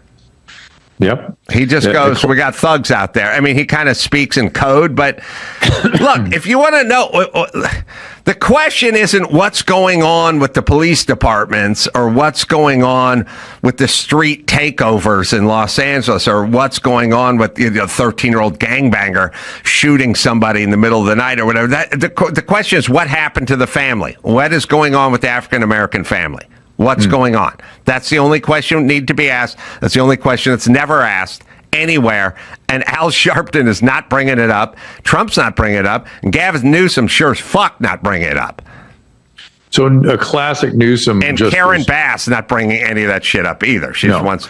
I don't know, but what is her plan? Just stand down cops and let... You do understand, Karen Bass presides over Los Angeles. Los Angeles has full street takeovers across the street from the Staples Center at 3 a.m. that draws 2,000 people while they do donuts in the middle of the street and run people over. Mm-hmm. Well, that's what happens when the cops stand down. Mm-hmm. Right? Mm-hmm. Okay. So maybe that shouldn't be the plan. So classic Newsom just on social media, he comes out and goes, I don't know what Trump is talking about. 8 out of 10 of the top state murder rates are in red states, right? Which he was right. That is true. Right. But of course, when you go and then look at what the cities are with the top 10, 9 out of 10 are Democrat. And the only one that's not Democrat just switched to Republican 6 months ago. And it's on its way down. Yeah, it's all the cities that are Democrat run. Yeah, correct. All right. So hold on. That's a classic Newsom manipulation. Hold on. We'll take a quick break. Drew will come back, finish that thought right after this. Hey, here's something that doesn't belong in your summer plans: getting bummed out by your wireless bill, unless that's what you're into. Whether you're planning beach trips, barbecue, weekends, the last thing you need is your phone company really putting a crimp in your budget. You can't enjoy yourself. So dump your old plan, switch to Mint Mobile. Same coverage, same speed, without the surprise. Here's the bill that, it's just such a shock these days. I use Mint Mobile. You should too. Quality just as good as any other provider, but saving enough to enjoy the summer. Make the switch and let your wireless bill be the last thing you want to worry about, unless you want to worry about it. I think there are plenty of things to worry about than your I think there are plenty of things to worry about than your wireless bill. Right, Daphne? This year, skip breaking a sweat and breaking the bank. Get your summer savings and shop premium wireless plans at mintmobile.com/ADS. That's mintmobile.com/ADS. Upfront payment of $45 for 3 months, 5 gigabyte plan required, equivalent to $15 a month. New customer offer for first 3 months only, then full price plan options available. Taxes and fees extra. See Mint Mobile for details. All right, Drew, sorry. Classic Just saying, it's such a classic Newsom manipulation. He's like, I don't know what they're talking about. Like as though he doesn't know what he's he doesn't know the bullshit he's spewing. Yeah. It's really wild to see him do that. Well, all he has is manipulation of numbers and statistics and workarounds. That's all he really has. He doesn't really have, when you don't have the truth, that's about all. That's about all you got. You know what I mean? But it's interesting that he's going to go, sort of try this on the world stage now. And we'll see it. We'll see if people are, I don't know if the word is dumb enough, but something enough to buy into that. All right, let's see what we got here. Well, we actually have a clip from an old Loveline show. We've been urged to kind of, I don't know if you know how popular classic Loveline is, but I literally have been stopped like in the street a couple times with people expressing, the younger people who are not around in the 90s, expressing their enthusiasm, which is the kind of the sort of the, all right, well, let's really into it. So we have a clip to play. Welcome to Loveline with Adam Carolla. Maybe to make your pitch again for hanging up, waiting till next time. Family. Yeah. They were so involved with you. I mean, phenomenal. Even now, I was just thinking about that. I know I was saying it, but it was funny. My uncle Gabi, Uncle Gabi. He's not my real uncle, but he was called my uncle, so he wouldn't molest me. Here's the name, yeah. And he heard the TV show, and he said to my grandma, "Dr. Drew, he does all the talking." And my grandma says, "I don't think Dr. Drew does all the talking." And she says to me, "You think Dr. Drew does all the talking?" And I said, "No." And then my mom comes walking into the kitchen, and she says, "Chris, who do you think does more talking, Adam or Drew?" And my mom goes, "I don't know." And I thought, come on, baby, can't you rally just once? Just once. I won't tell Drew. Give me a worst case scenario here. You know what I mean? That somehow it leaks out that Drew catches wind that Adam's mom said he talked more than Drew did. Oh, it'll be a big feud. Oh, all hell breaks loose. Just once. Just give me that's my son. He's the host, and he talks more, damn it. And anyone who questions that, I'm fighting with. Let's get on to line 4 here. Oh, for Christ's sake. All right, where was I? Yeah. By the way, as that question was being presented to my mom, I was sitting there thinking, what's her answer going to be? And then I stopped myself and I went, oh, no answer. She would never answer. She wouldn't answer any question ever, which is it's a weird, that's a strange default setting for a mom. Well, it's passive aggressive. I think it's passive aggressive. Right. I mean, you could say, how much did that purse cost? She'd just go, oh, I don't remember. You know, who talks more on the show? I couldn't tell you. Yeah, I mean, I asked her how much my stepdad made a year after I was rich. She was like, I can't tell you. You're right. No, 100% right. Passive aggressive. Everything was like sort of fuck you, and it was always kind of fuck you for coming to me for something, which is a weird setting. You know, for a mom, it's a weird setting to be in. Yeah. You know what I mean? Like, because you and I talk about this all the time, and it's not a grandiosity. If one of my kids comes to me and says something like, "Hey, here's what I want to do," I start running in circles trying to figure out how to accommodate them. You know what I mean? Like really bending over backwards. How can we make this work? You know what I'm saying? Yes. But embedded in that little discourse from the old Loveline days, there's some shocking facts. Your grandmother and your mother watched the show? No. Well, how did they even get into the conversation about who talked more if they hadn't seen it? First things first. Do you think my mother or my grandmother paid for basic cable? No. Okay, so they would have no idea. Yeah. And there was no YouTube. There was nothing like that back then. You had to watch it on MTV. Yeah, so they would have no idea. That could have been translated into the radio somewhere in there, but they would have never listened.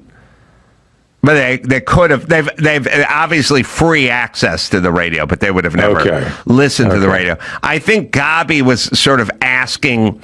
Gabi may have been asking the question, assuming they had some support for their child at cable or something. But no, they would have neither one would have any idea. They were at my grandfather's funeral.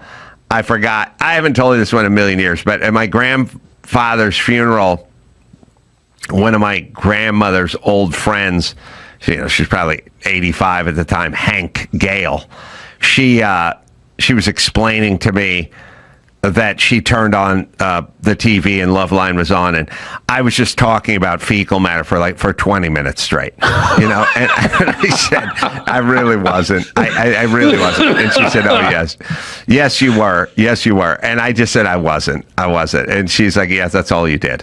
That's all you did. It was it's also very strange the way people communicate, with each other. Yeah. In a way that I find super bizarre, because I don't think people think of me that way. But if someone comes to me with a really shitty haircut and goes, what do you think? I go, oh, it makes you look distinguished, And they go, I don't know, I don't like it. And I'd go, oh, well, you'll it's just because you're not used to it. You'll like it. And then they go, I think it's a horrible haircut. And then I would go, yeah, I know, but it'll grow out fast. Like I'm always in that mode. You know what I mean? I never go, huh? What? Oh, you know what I mean? Which people do constantly, but you're also the same guy that when somebody comes up with a shitty statement like, why are you always such an asshole to the callers? Get out of here. Oh, yeah. No, I am, because I don't appreciate the sentiment. I don't appreciate what's driving that. Yeah. See, to me, I realized as I got out of the car yesterday and saw that my girlfriend's assistant was blocking the driveway for a second straight go-round, I was livid. And I was like, why are you so angry? She literally just parked in front of the driveway sideways, like on a street that's wide open. You can park anywhere.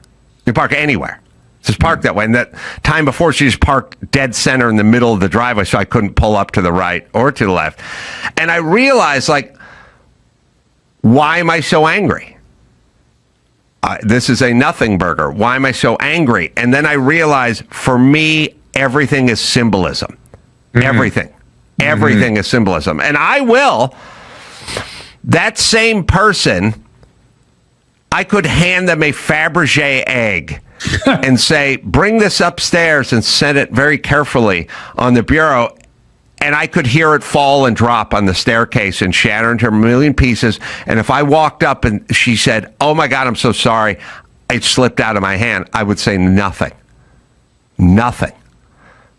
So why am I pissed about the thing? Because you're the assistant and you're blocking the guy who owns the house's driveway because you just chose to just literally just park your car sideways in front of the driveway. And by the way, it's 6 p.m. now. It's like, I'm coming home. I've been coming home. We already went through this before, and it's a wide open street. So why am I livid? I'm not livid because you have to move your car and I can't pull in my driveway. I'm livid at this symbolism of it, right? Yes, and that's what I am with everybody. I don't care about this and I don't care about that. And I never care about mistakes, ever. I care about the symbolism of everything. Do you know what I mean? The meaning, yeah. The meaning. What? And people go, I forgot. Or I wasn't thinking. And it's like, yeah, you weren't thinking about any. It lets me know where you're at, is what I'm saying. And not only, I'm just thinking to myself about the shitty sentiments that have come our way over the years. Remember that one chick the guy was like, hey, this one girl needs to meet with you before you go out on stage. It just has to meet you. She's dying to meet you guys. Oh, yeah. She comes in there and she goes, do you think the world is a better place because you guys are doing this show? Or something of that nature. Oh, she dug into both of us. Yeah. Yeah. And you're like, get the fuck out of here. And we should have known, though, at that moment, that was probably 1998 or something, where we were headed, you know? Yeah. That should have been a clue to us where things were going. Also, it's a weird, the whole thing is weird. The whole thing is like, the person from the student council is like, hey, this 19-year-old chick needs to come in here and settle your hash now. You know, basically needs to come in and talk to you now. And we're like, we're getting ready to go on stage, or maybe it's just after we're on stage and we're doing a meet and greet. But whatever it is, this 19-year-old angry chick needs exclusive access to you now. So I'm going to go get her and escort her backstage and let her yell at you. It made it seem like who's the person?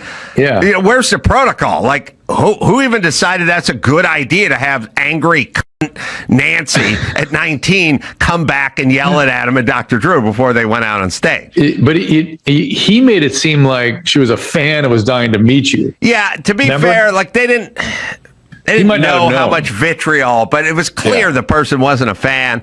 And when I get a whiff of that, I just tell everyone to fuck off. Yes, you do. Immediately, because why am I investing time trying to, you always would try to turn them around somehow. I know. And I know. Like, you told me, like, don't waste, stop talking to her. Stop talking. Just get out of here. No, but I had to reteach you that lesson like 8 years ago, right? How do we deal with these? How do we explain to them that we love our children? We're not racist. I don't want my children to die of COVID. I love my children. It's like, fuck off. Fuck off. Just fuck off. Because, by the way, they don't care. They don't want what they say they want. That's my point. Of course. All right. You can go to adamcarolla.com for all the live shows coming up. We got Provo, Utah coming up. We got Torrance coming up. Charlotte, North Carolina. What the hell? It's all coming up. Go to adamcarolla.com for all the live shows. What do you got, Drew? Go to doctor.com. Everything is there. Also, doctor.tv for a blast on the streaming show. So, till next time, Adam Carolla for Dr. Drew saying, mahalo. Elon's got a stand-up special out. Elon Gold's 40-minute comedy special. I don't let my kids say Snickers. If Snickers is their favorite, and then I always teach them to be polite. I don't ever want to hear them saying Snickers, please. You understand? I don't want. By the way, it's my son's 18th birthday today. My son is 18. Isn't it? You're supposed to say, "Wow, you look amazing." Wow, you look amazing. And I have a 24-year-old, and I have a daughter who's married now. Really? 20. She got married. Jesus. Last month, my daughter got. I have a son-in-law. You know what the law is? I have to pay their rent. I don't know what the fuck happened to kids and rent and I have these conversations every day, which reminds me sound like an old asshole, but like when you get divorced, my kids are both 18 and a half. You get divorced, there's a lot of stuff. Who's going to take care of the kids? Like you got to give them like an apartment building or something. Like, what about the kids? What about the kids? I go, I don't know. You can get a job. You can graduate high school, and then you can get a job, and then you can go do something. I don't know. What do you mean? Why is it incumbent upon me to set up kids for the rest of? By the way, there's a whole table of like lawyers and ladies. They're just looking at you, going, What are these kids going to do? They're going to get old, and then they're going to get a fucking job, or they're going to be junkies. Right. I don't know. Right. But they'll fucking figure it out.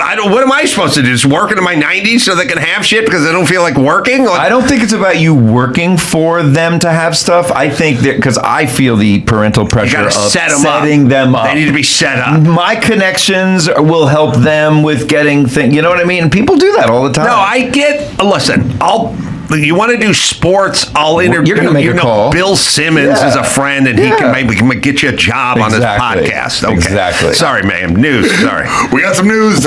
Convicted double murderer set to die by firing squad in South Carolina on Friday. The first execution of its kind in the U.S. in the last 15 years. I don't get why we argue over firing squads all the time. Like, and we go, we'll do lethal injection, but then somebody's a conscientious objector, which should be a conscientious injector, and they go, I'm not going to provide anything. I took a Hippocratic oath, and then we go, well, the problem is it stops the breathing, but sometimes the guys choke and convulse on their own saliva. It's like, give them the fucking firing squad then. How are you going to miss this guy's melon head? Yeah. You're never going to miss this guy's head. And you know what I would do? I would go, listen, we'll give you a choice. Lethal injections off the table, electric chair, too big a draw. Can we push you off a building? Yeah, I'll give you a pistol and you can handle it like Hitler if you like. Yeah, a machine gun. Yeah, well, the problem is at some point they'll fire back at you if we give them a machine gun. Right. I mean, you only need one bullet. No, you never empty the whole clip in your head. But you can go out like Eva Braun and Hitler did. I'll give you a fucking cyanide. Like this? Yeah, under the chin. I'll give you a cyanide capsule. You can do what Nazi generals did, you know, like, or we'll shoot you and do the whatever. But why are we arguing all the time? Like, it has to be humane. I don't know about killing people humanely.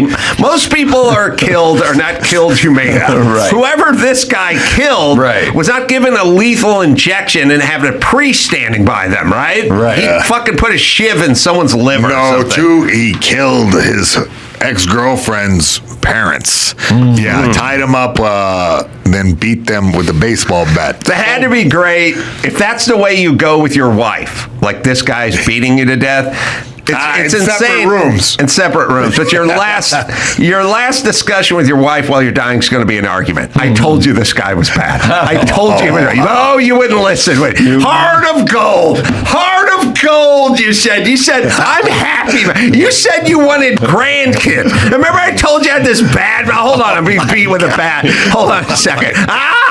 Okay, hold on with the bat for 1 second. Remember that time Carol brought him home, and I was like, I don't trust this guy, and you're like, I think he has kind eyes. Kind eyes! I'm being beaten to death with a bat by Mr. Kind Eyes over here. So, all right, we'll just go into the great beyond with one last argument, but let's let it know for eternity who is right. All right, continue with the bat beating now, sir. Go on. Thank you. Only 3 inmates in the U.S. have been executed by firing squad since 1976, with all of them taking place in Utah. What is the firing squad like?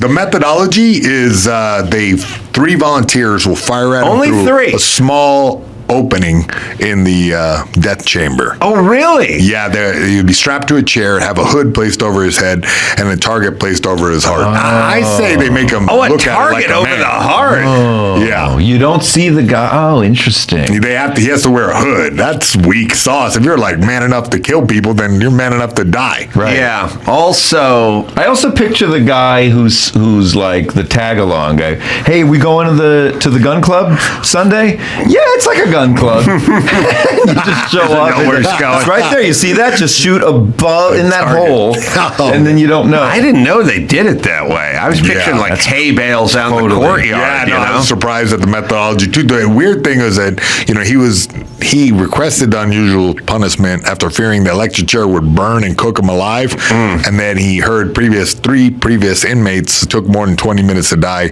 after receiving the fatal dose of phenobarbital. Ah, see. So he, you know what's funny? He's fearful. Here's what's funny about our society.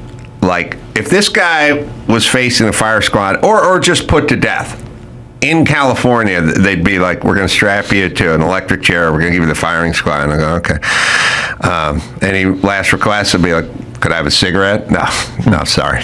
That's a little dangerous. Yeah, there's third-hand smoke. They would literally outlaw smoking on the way to being executed with a firing squad in California. Correct. 100% would not allow smoking.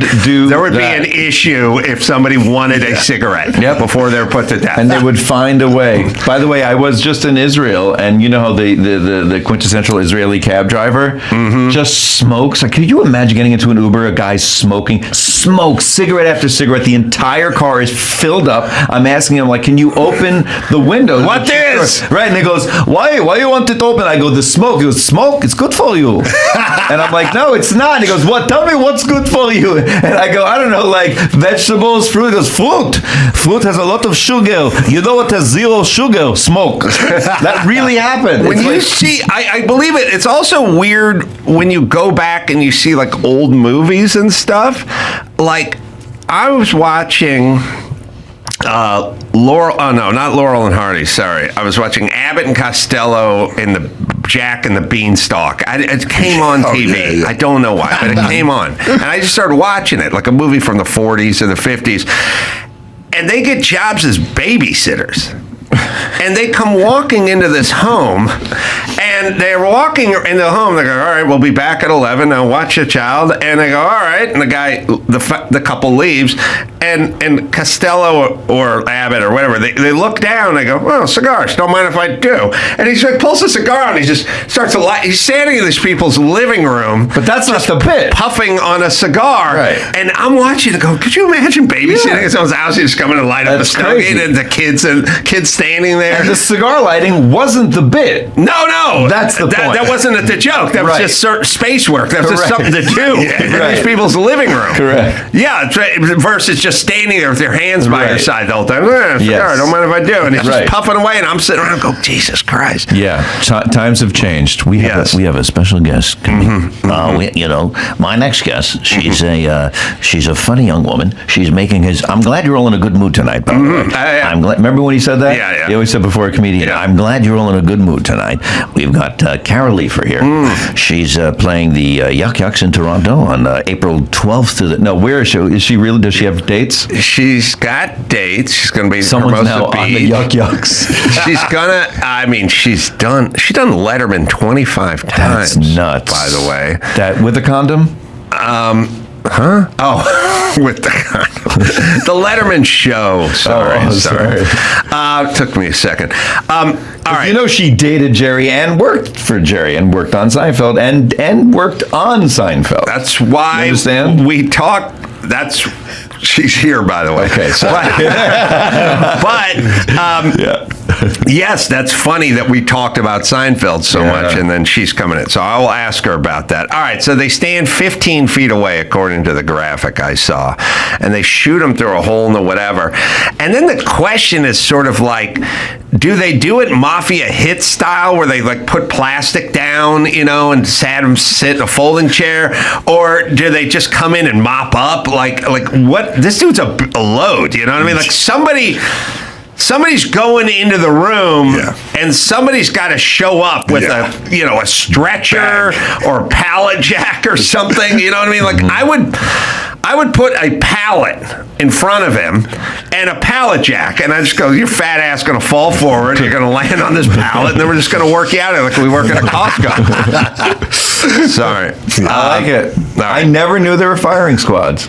Oh, we have We have Jack and the Beanstalk with Abbott Costello for some for some unknown. Does he light up? Unknown reason. Yeah. Okay, let's see. Now the kid puts a roller skate in front of the door. So he slips. It's a Home Alone thing. And he's got his little baby brother, and he's sitting there. High class, huh? Oh, wow. Cigar. Wow. Yeah, don't mind if I do. Music to my ears. My first victim. Duty calls. See you, Mr. Dingle. Again, the cigar is not the joke. No, the two guys show up to babysit in a suit and tie. The one guy lights a cigar. You know what I said? All right, you can pause it. All right, there it goes. That slips. Yeah. I babysat in the 70s. Yeah. In the 70s. For Reevy and Ronnie, Israelis. Mm-hmm. And then Adam. Where was other this? Jewish neighbors. Everyone was a Jew. What neighborhood was it? North Holiday. Mm-hmm. I got $1 an hour. There was one of me, and I was 13. $1 an hour. Abbott Costello are babysitting 1949. There's two of them, and they're adults. How much are they making? What are they getting? Are they getting like? And they have to split it. They have to split a nickel Could you an hour. imagine splitting your dollar? I was 13. I'd babysit for 4 hours. I get $4, and I'd just go, that's enough. I can buy some candy or something. It wasn't enough to get a go-kart or anything. I didn't have. It was just a little walking around money. That was all I had. In 1949, babysitters had to be 18 cents an hour, and you got to split it with two middle-aged adults? Nuts. All right. So how do you buy cigars with that kind of... Well, you steal them from the guy who owns the house. All right, Carol Leifer, let's do one more out there. All right. With kid offered Google job out of high school, but got rejected by 16 colleges.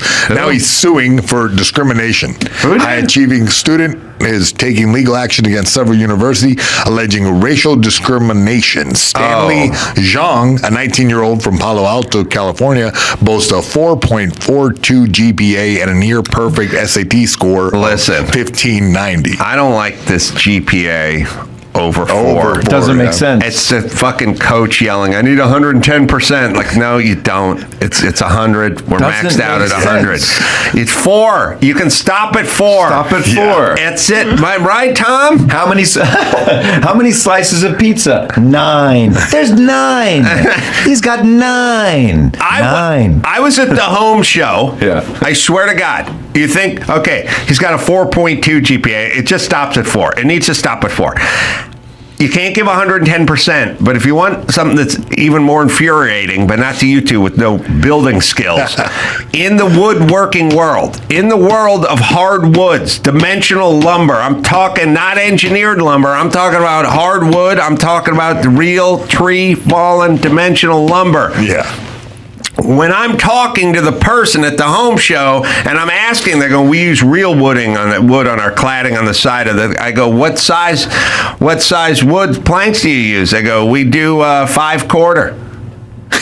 I go, 5/4. Yeah, 5/4. Now I know this from, if you go to a hardwood shop and you buy wood, they have 3/4, but 1 inch is 3/4.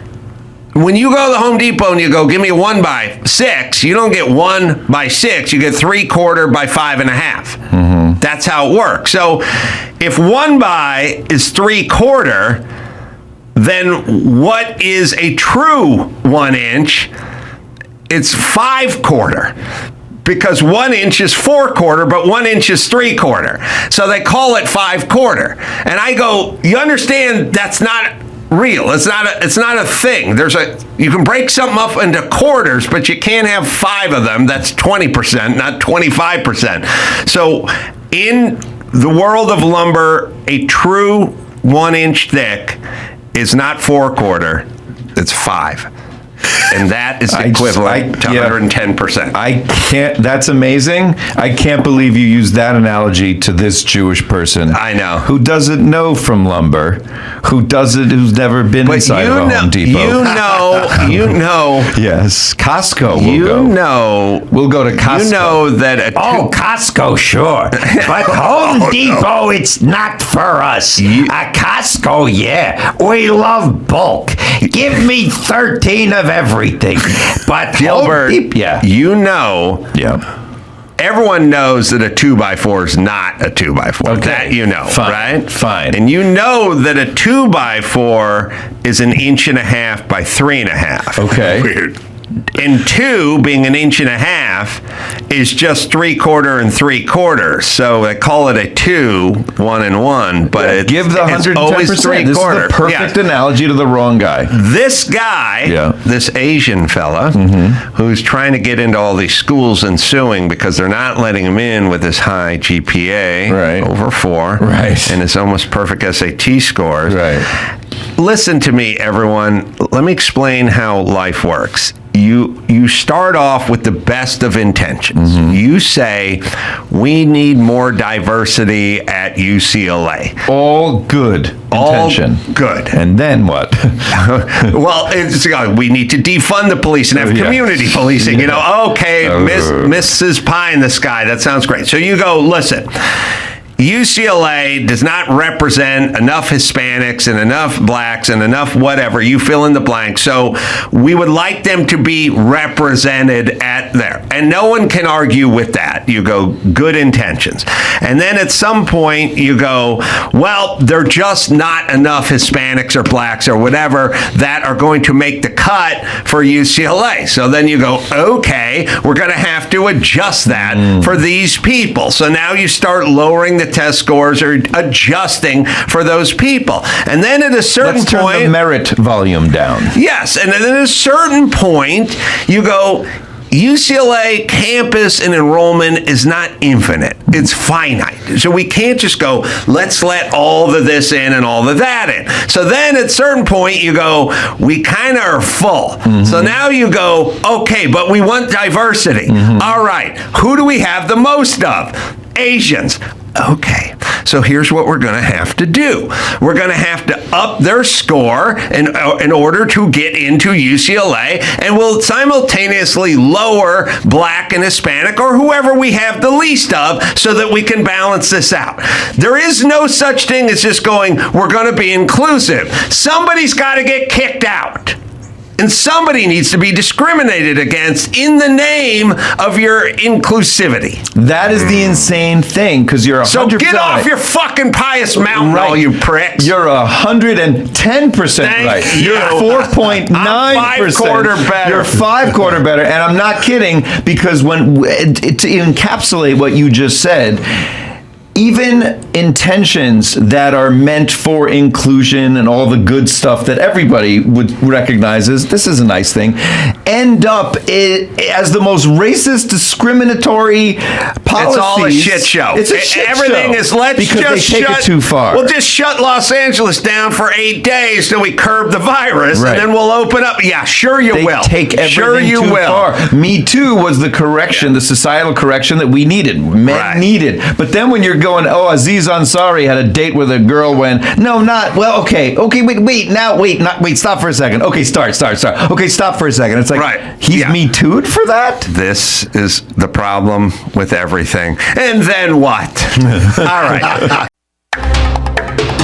In the spirit of Murrow, Jennings, Cronkite, here's another great moment in local news. Police confirmed it. She had this to say. Take a listen. We just started seeing all these cars pull up, doors open, and groups of men running up our street, going up to the doors of these houses. And we weren't sure what was going on. I'm thinking, are these people here to help my neighbors? I hope so. And I left, and then my husband talked to the police and said, what are those guys doing? These guys don't live here. Get them out.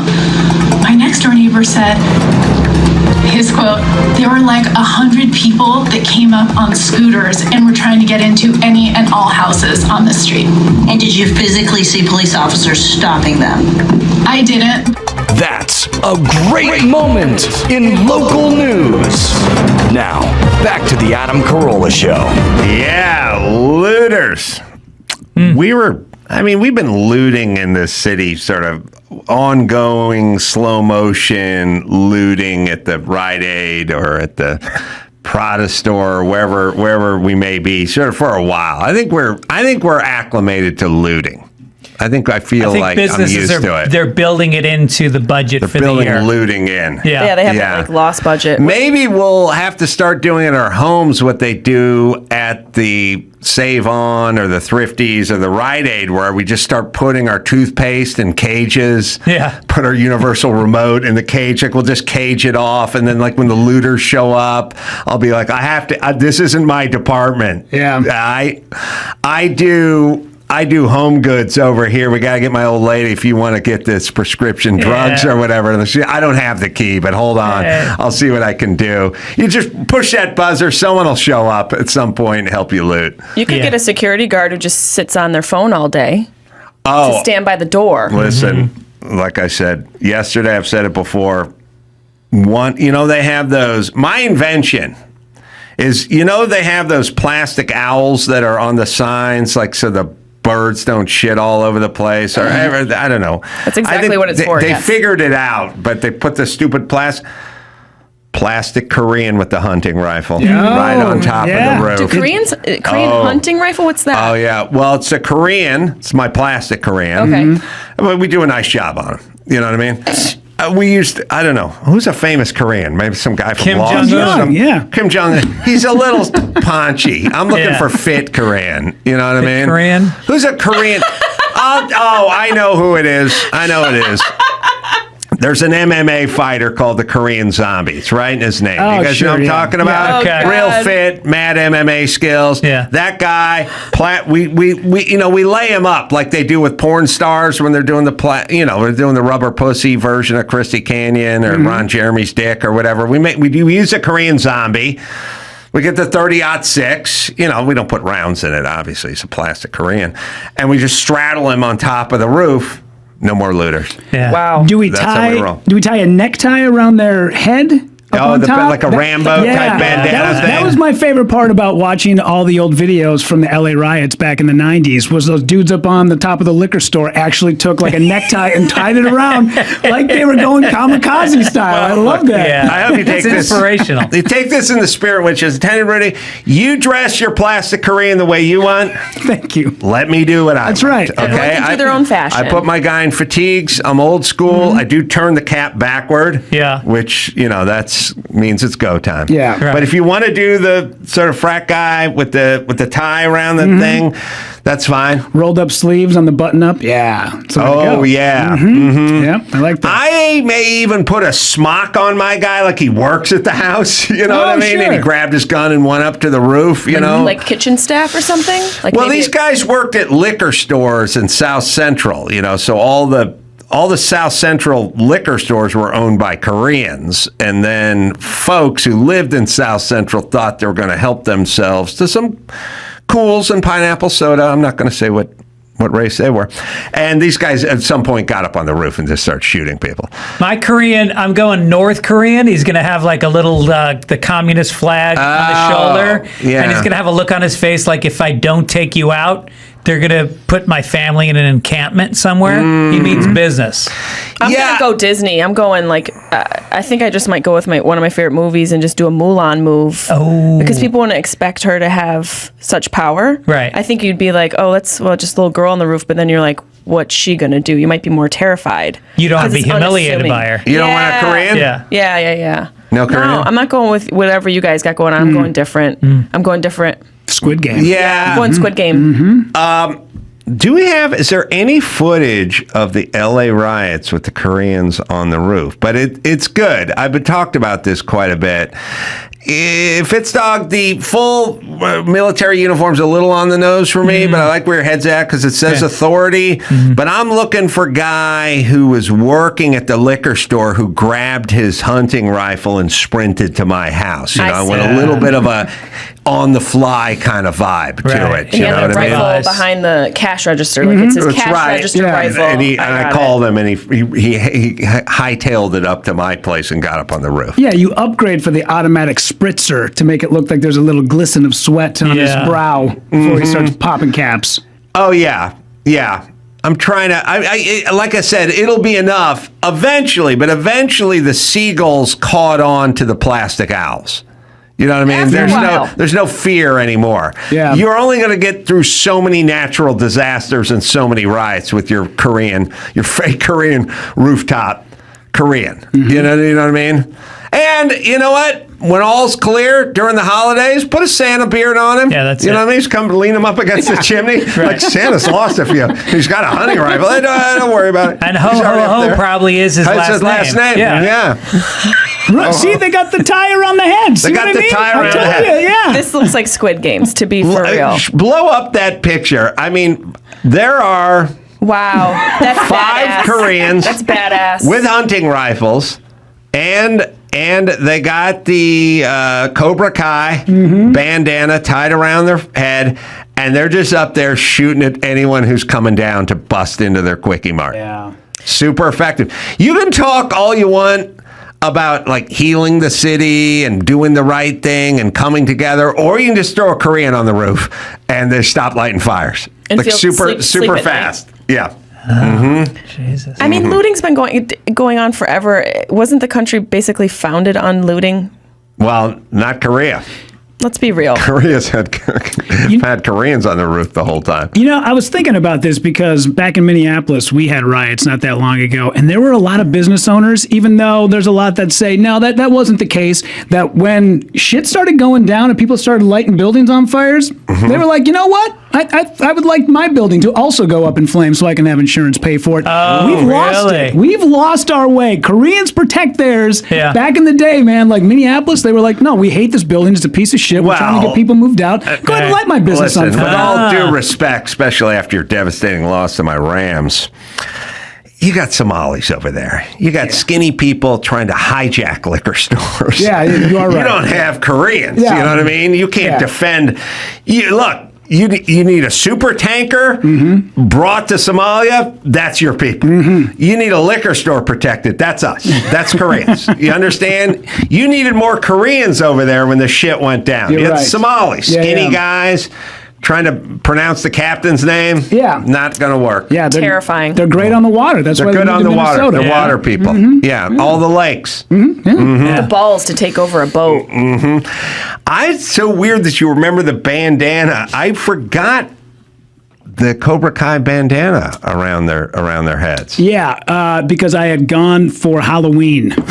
As a rooftop Korean, yeah. That's how I knew.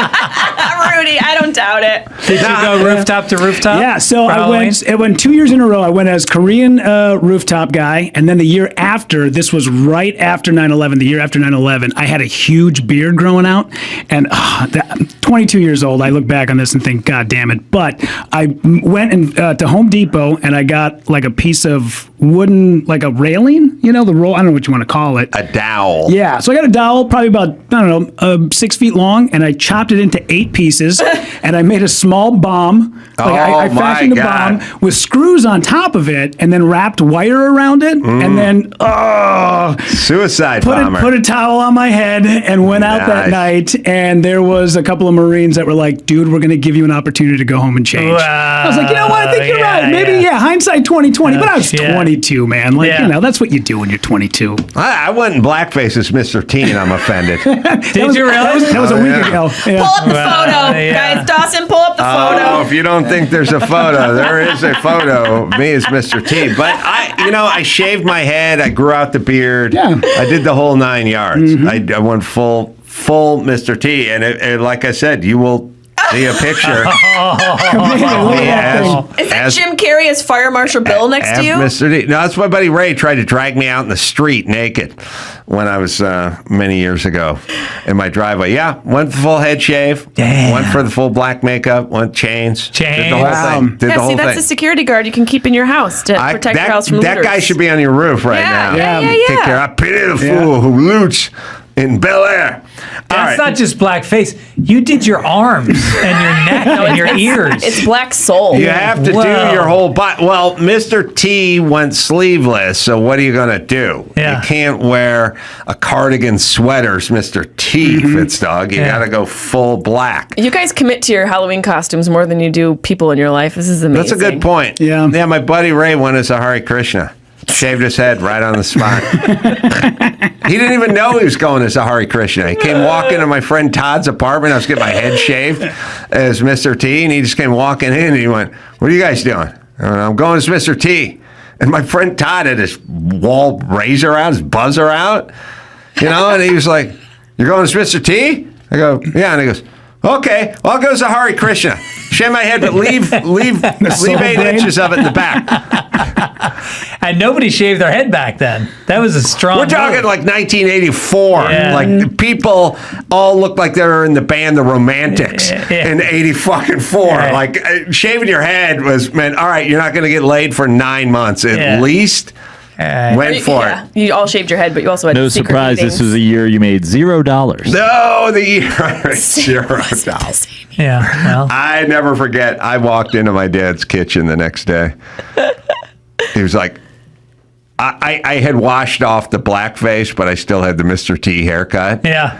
And my dad was a man of few words, but he just looked at me and he went, "You're trying to get a job?" And I was like, "Yeah, I'm looking for a job." And he's like, Good luck. And he just straight walked in the next room. Like there was already, look, you're a shit high school student. You fucking have no skill set. And now you have this haircut in 1984. Yeah.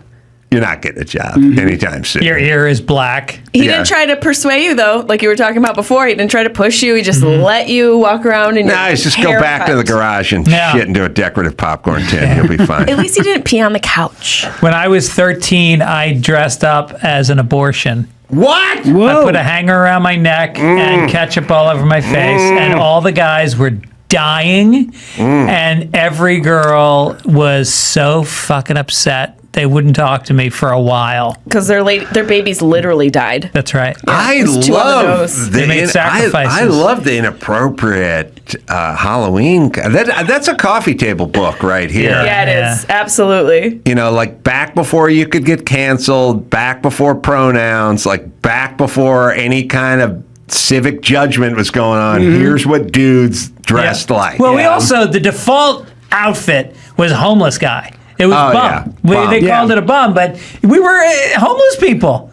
Literally 9 out of 10 guys were like a ripped up pea coat and garbage sticking out of your shirt. I bet a lot of those guys are actually homeless now. That's right. Yeah, I remember my mom helping me tie the handkerchief to the end of a stick for my hobo costume. Yeah. My buddy Ray you saw in that picture went to school on Halloween at North Hollywood High as just a black guy.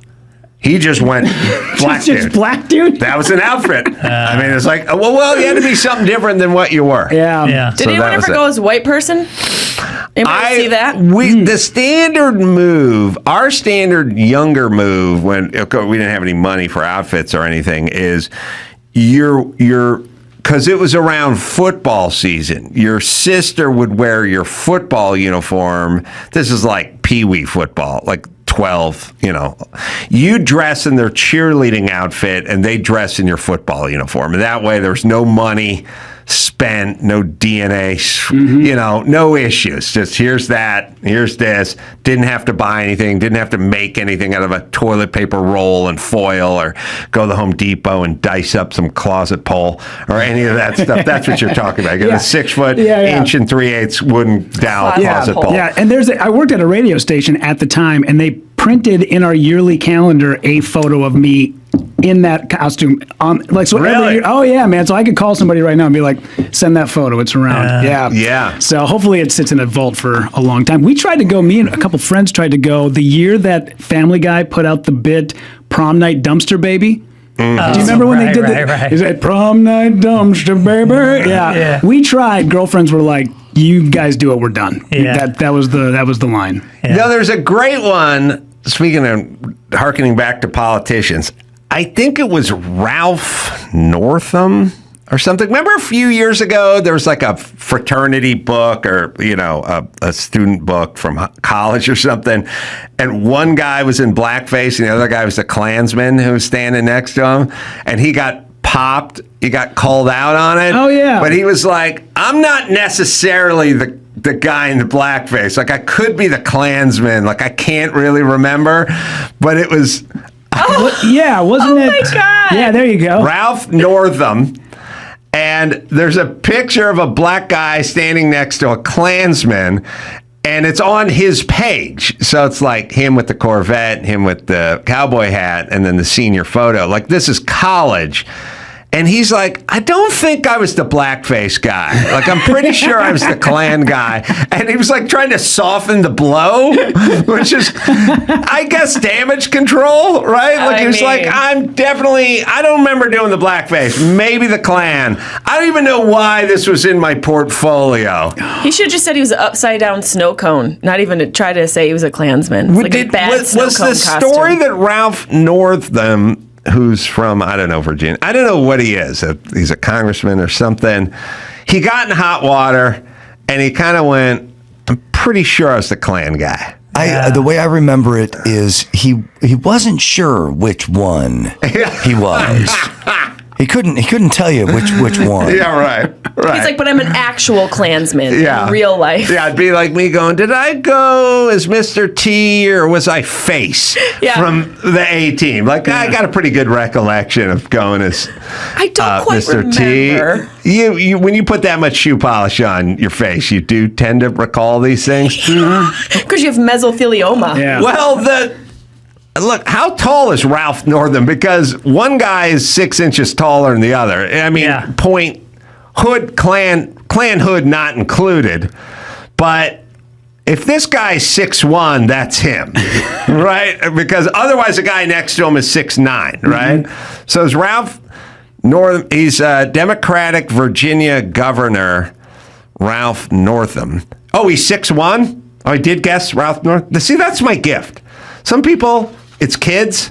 For me, it's Klans politicians and guessing their height from their yearbook photos. You'd be great at a racist carnival. I would say that's him at 6'1", because if he is the Klansman, then it means the guy in blackface is 6'9" and a half. May actually be a power forward in the NBA. Maybe that's Karl Malone. Identifies we don't as one? know. Yeah. He could have one of those pointy skulls underneath. What was his story? He did give. I like the story part. Like, here's what you do. You go, I was 22 and I was drunk. You got any more questions? Anyone here been 22? Yeah. Anyone here been drunk? Right. Okay.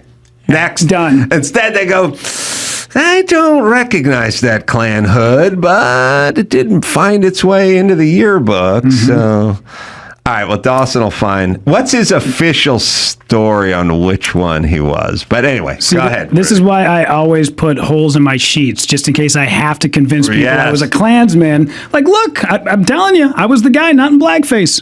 This is my condom with the birthmark on it idea. See? In case I have to show up in court and have some person identify my cock. Perfect.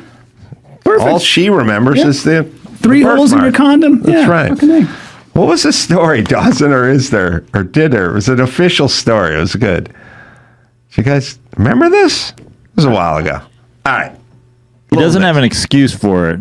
He does say he's deeply sorry and it was racist, but he doesn't explain why, and he doesn't say which one he is. Oh, that's what it was. He also, I mean, at first he just denied he was in the picture. That's a smart move. Yeah. I would do that. I'm like, listen, I'm not on the yearbook team. I don't know who fucking slid that in. He took the photo. Yeah, I was taking the picture of the Klansman. I was showing off my photographer skills. Yeah. Yeah, I'm not a racist. I'd get into like more trouble because I'd go, that was not a guy in a Klansman. That was a Klan rally. I was at an actual rally. That guy was dressed that. They were His at name my was house. Steve. I invited him over. Had refreshments. Yeah, it was not Halloween, if that's what you're saying. All right, in the news. All right, let's start it out. President Biden announced a $770 one-time payment for victims of the California wildfires. We're not waiting until those fires are over to start helping victims. So we can go to Chipotle up to 6 times now. That's going to be awesome. $770. Fill your tank once. Yeah. Is this one of my... Okay, you guys know my theory when the guy comes over to gouge you on the plumbing or the electrical or whatever, and he always goes, it's $1,386.51. Because if he says $1,500, you go, oh, come on. Like, if they hit a round number, it's like they didn't even think about it. Like, any guy comes over and goes, just give me $1,000, I'll fix your breaker box. You go, where'd you come up with that? But they go $997.52, and you're like, there's some equation. Is $770 770, like we thought about it number? Yes, it is. Is that they do it? I think. Because if they just did, we'll give you $500, everyone would get insulted, I guess, or be like, you didn't think about this. 770 sounds like you sat and thought about it. Or there was a fund. There was a fund somewhere, and they divided it by the number of people that were dislocated, and yeah. There's your dad's influence right there. Yeah. Right. Yep. Right. Very, I was very thinking about the critical numbers. thinking. Evidently, there's a lot of people buying baby formula because whenever they do this thing, they go, 770 doesn't sound like a lot. There's a lot of people need baby formula. And I'm like, oh, yeah, okay, give them a break. They need some baby formula. But my wife said that's because they don't have to cook it. It's food that's nutritious that doesn't need to be cooked. And adults are eating. Oh, they're eating baby formula. That's her theory. I'm going to try some. But she's a doula, so what the fuck do I know? Is your wife a doula? Yeah. Wow. South African doula. That's right. That's a title, man. That's hot.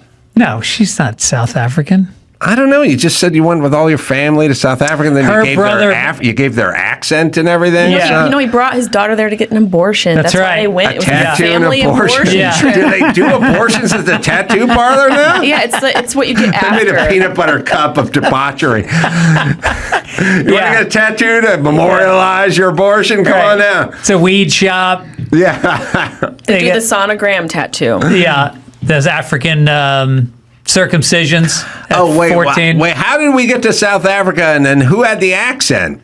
And then that was my sister-in-law. So my wife's brother's wife. Oh, is from that's there. how we got Yeah. to South Africa. Right. All right, that makes sense.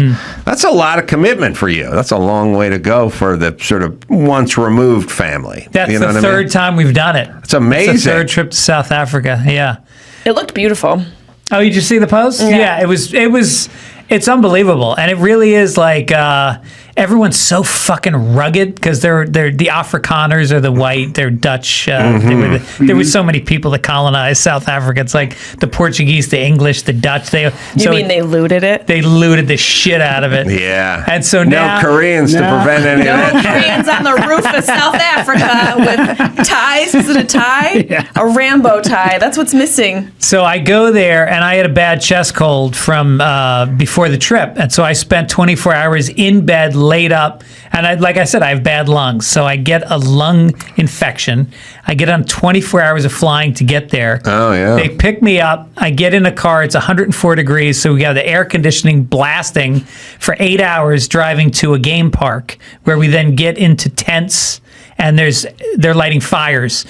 And now that we stopped and I said, can I get some cough medicine to the pharmacist? He gives me a fucking 64-ounce bottle that just says codeine. Wow. I'm like Jay-Z. Yeah. I got like scissor going. Yeah, I was 2 fucking cups. toasty. I 2 was chains toasty. or something. Oh my God. 2 of something. So we go into the camp, and then the flames start, and I have an asthma attack. And I've gone to the hospital throughout my life for asthma attacks.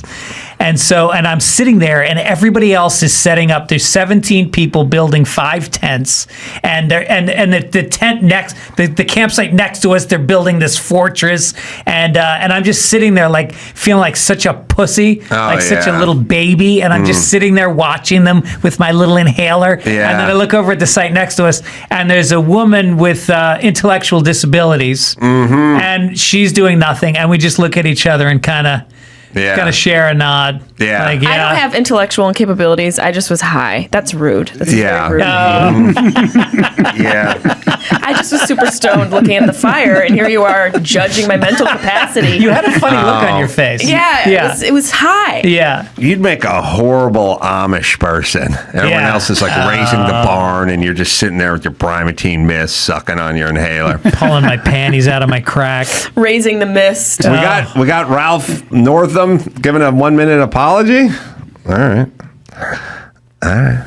My fellow Virginians, earlier today I released a statement apologizing for behavior in my past that falls far short of the standard you set for me when you elected me to be your governor.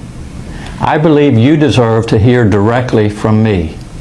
That photo and the racist and offensive attitudes it represents does not reflect that person I am today or the way that I have conducted myself as a soldier, a doctor, and a public servant. Oh, damn. Way to humble brag your credits. Yeah. I cannot change the decisions I made, nor can I undo the harm my behavior caused then and today. Well, it's funny. But I accept responsibility for my past actions, and I am ready to do the hard work of regaining your trust. I have spent the past year as your governor fighting for a Virginia that works better for all people. I am committed to continuing that fight through the remainder of my term. If I was the camera guy, I'd be like, you know what people hate more than a blackfacer? A brown noser, bitch. Now quit kissing ass and get back to work. You got a brown nose and a black face. So also, that if video, racism had an accent, it would be that. That video was recorded on February 1st, 2019. On February 2nd, 2019, at a press conference, he said, quote, "It has taken time for me to make sure that it's not me, but I am convinced that I am not in that picture." All right. Well, as long as he knows in his heart he's not in that picture. Oh, my God. Okay. That's amazing. Now, all right, how about this, Adam? Jimmy decides to step down. Mm-hmm. Kimmel. You're the guy. They want you. But the blackface picture's out there. Yeah. We've seen it because you put it on your own show. Yeah. They say to you, if you make a public apology, we will give you $15 million a year to take over Oh, yeah. Kimmel's spot. Do you do it? Absolutely. Yeah, I already prepared one in the off chance. What's your apology? Well, it's in the glove. It's in the glove box of the car. But on the off chance that something happens to Kimmel, I got something to address. Mr. T and blackface. Yeah. This whole Korean on the roof thing is another chapter I need to sort of broach. Yeah. You know, there's It's going to be a long speech. Yeah. Oh, yeah. Lots of groups, you know. Yeah. There's, you know, for me, it's not just the LGBT community. I break it off. Gay, lesbian, fruit flies, you know, just, it's a scroll that sort of keeps going, you know. It's, I think Barry Lyndon, you know, that movie that was like 2 hours and 2 hours and 53 minutes from like 1973. Like, it's a long. No, I think it's the Jerry Lewis telethon. I think it's 36 I'm gonna hours. have to get out there. Yeah, you never take over the show. You're just always apologizing. Yeah, I'm going to bring Norm Crosby out at some time just to break it up, just to liven it up. You know, put a smile on the kid's face, and I'll come back again. We'll check the tote board. He's up to 13,000 apologies. I didn't even know there were that many groups. He's broken You roll down. each group out in a wheelchair. That's right. That's right. There's the Jewish community. I hit them later in the night. They go to bed early. They don't have, you know, the concerns that many others do. But there's a whole group. And they're broken off, and we do a tote board, and we do the whole thing. I had people on phones. I'm talking to a black fella right now. He doesn't accept your apology. All right, well, tell him I'll keep going. We see the tote board. Something comes off, you know, because this guy's not accepting. You know, we got the Korean. I got a Korean guy. He's on a roof of his liquor store in South Central. He's very adamant, very animated. And then we see, we do a whole thing. Right. But after a weekend, or we'll do it like the Shabbat telethon, where it'll be like the entire weekend. You know? I'll have Jeff Ross comes out and roasts you about all your racism. He roasts me about the racism. Stamos is on drums. Stamos is working the drum kit. We'll have a band. We're not going to get all of the Beach Boys, but we'll get some of the Beach Boys. The ones that are getting along. Yeah, to sit in with Stamos when he's pounding the skins back there. Yeah. We'll do a whole thing, and then I'll take over. I love it. Thank you. All right, Rudy. Another one? Forget the news. Okay. I'm sorry. All right. Sounds good. I'm gonna try. I don't know. What do you guys have thoughts? It's been a week. Mm-hmm. I fled my home a week ago.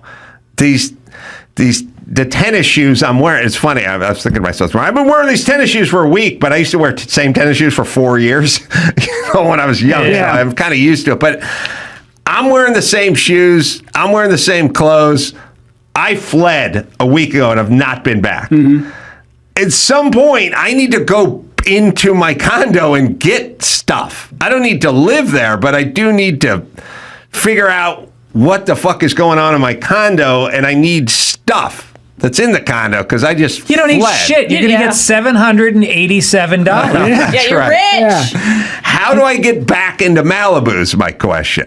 You get Arnold Schwarzenegger to pick you up in his copter. Oh. Yeah. Yeah. Arnold would have been great as a governor right now. Wouldn't he have been awesome? We got stuck with Gavin. Can you imagine Arnold? Yeah. Get to the chopper.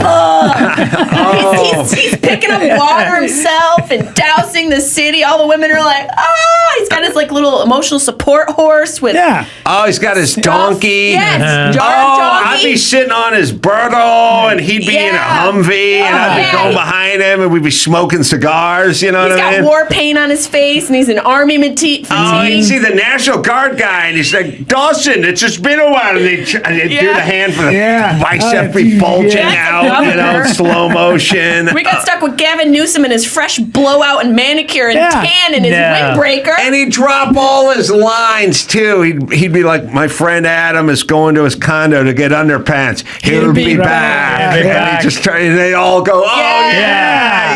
There's a woman running with her chihuahua. He's like, get to the chopper. Oh, my God. True lies right to your condo, man. Dropping me off, hanging me like Jamie Lee Curtis. Jamie Lee drops down in her hot body.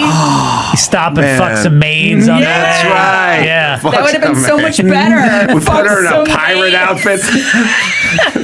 You know, you got to make time. Your greatest, there's always time. The only thing that could be worse, like when his publicist called him and like, look, Arnold, the whole situation about you banging Zelda, it's out. Like, it's everywhere now. Like, you banging the maid. And he's like, oh, how could this day get worse? And he's like, well, it got a little worse because the only picture we can find of her's in a pirate outfit. That's there's only one picture of this 48-year-old woman that exists, and it's her looking super sexy shitty in a pirate outfit. Yeah, you guys are busy doing racist outfits. We're busy making everything sexy. There is no other photo that exists of the maid that Schwarzenegger fucked except for with a plastic sword and black tights and boots on to her knees. That's the only picture. Yeah. Like, you didn't think this could get worse. It got a little bit worse. Yeah, but she wants to do sexy suicide bomber. I still got a bomb. That's it's right. You got the stuff, Rudy. Yeah. All right. Shriver's like, of course, a pirate comes in, steals the booty. That's right. All right, let me give plugs. What do you got, Rudy? You got plugs, too. I'll be with you in Naples coming up in a couple of weeks. Oh, you will be? Yeah, I'm off the hook. And then I'm on tour with Michael Yo every weekend up until June. Plus, you can go to rudypovich.comedy.com and check me out on Instagram at Rudy_Povich. I'll be Solana Beach this Sunday. Jay Moore's on stage, too, doing a couple shows there. Covina. Just got adamcarolla.com for all live stuff. Fitzdog, you can go to fitzdog.com for all live dates. That's right. Jessie May, where do we find you? JessieMay.com for all things moi. Oh, good. And I'll be at the firehouse being the worst responder. So, till next time, Adam Carolla, Jessie May, and Fitzdog, and Rudy saying mahalo.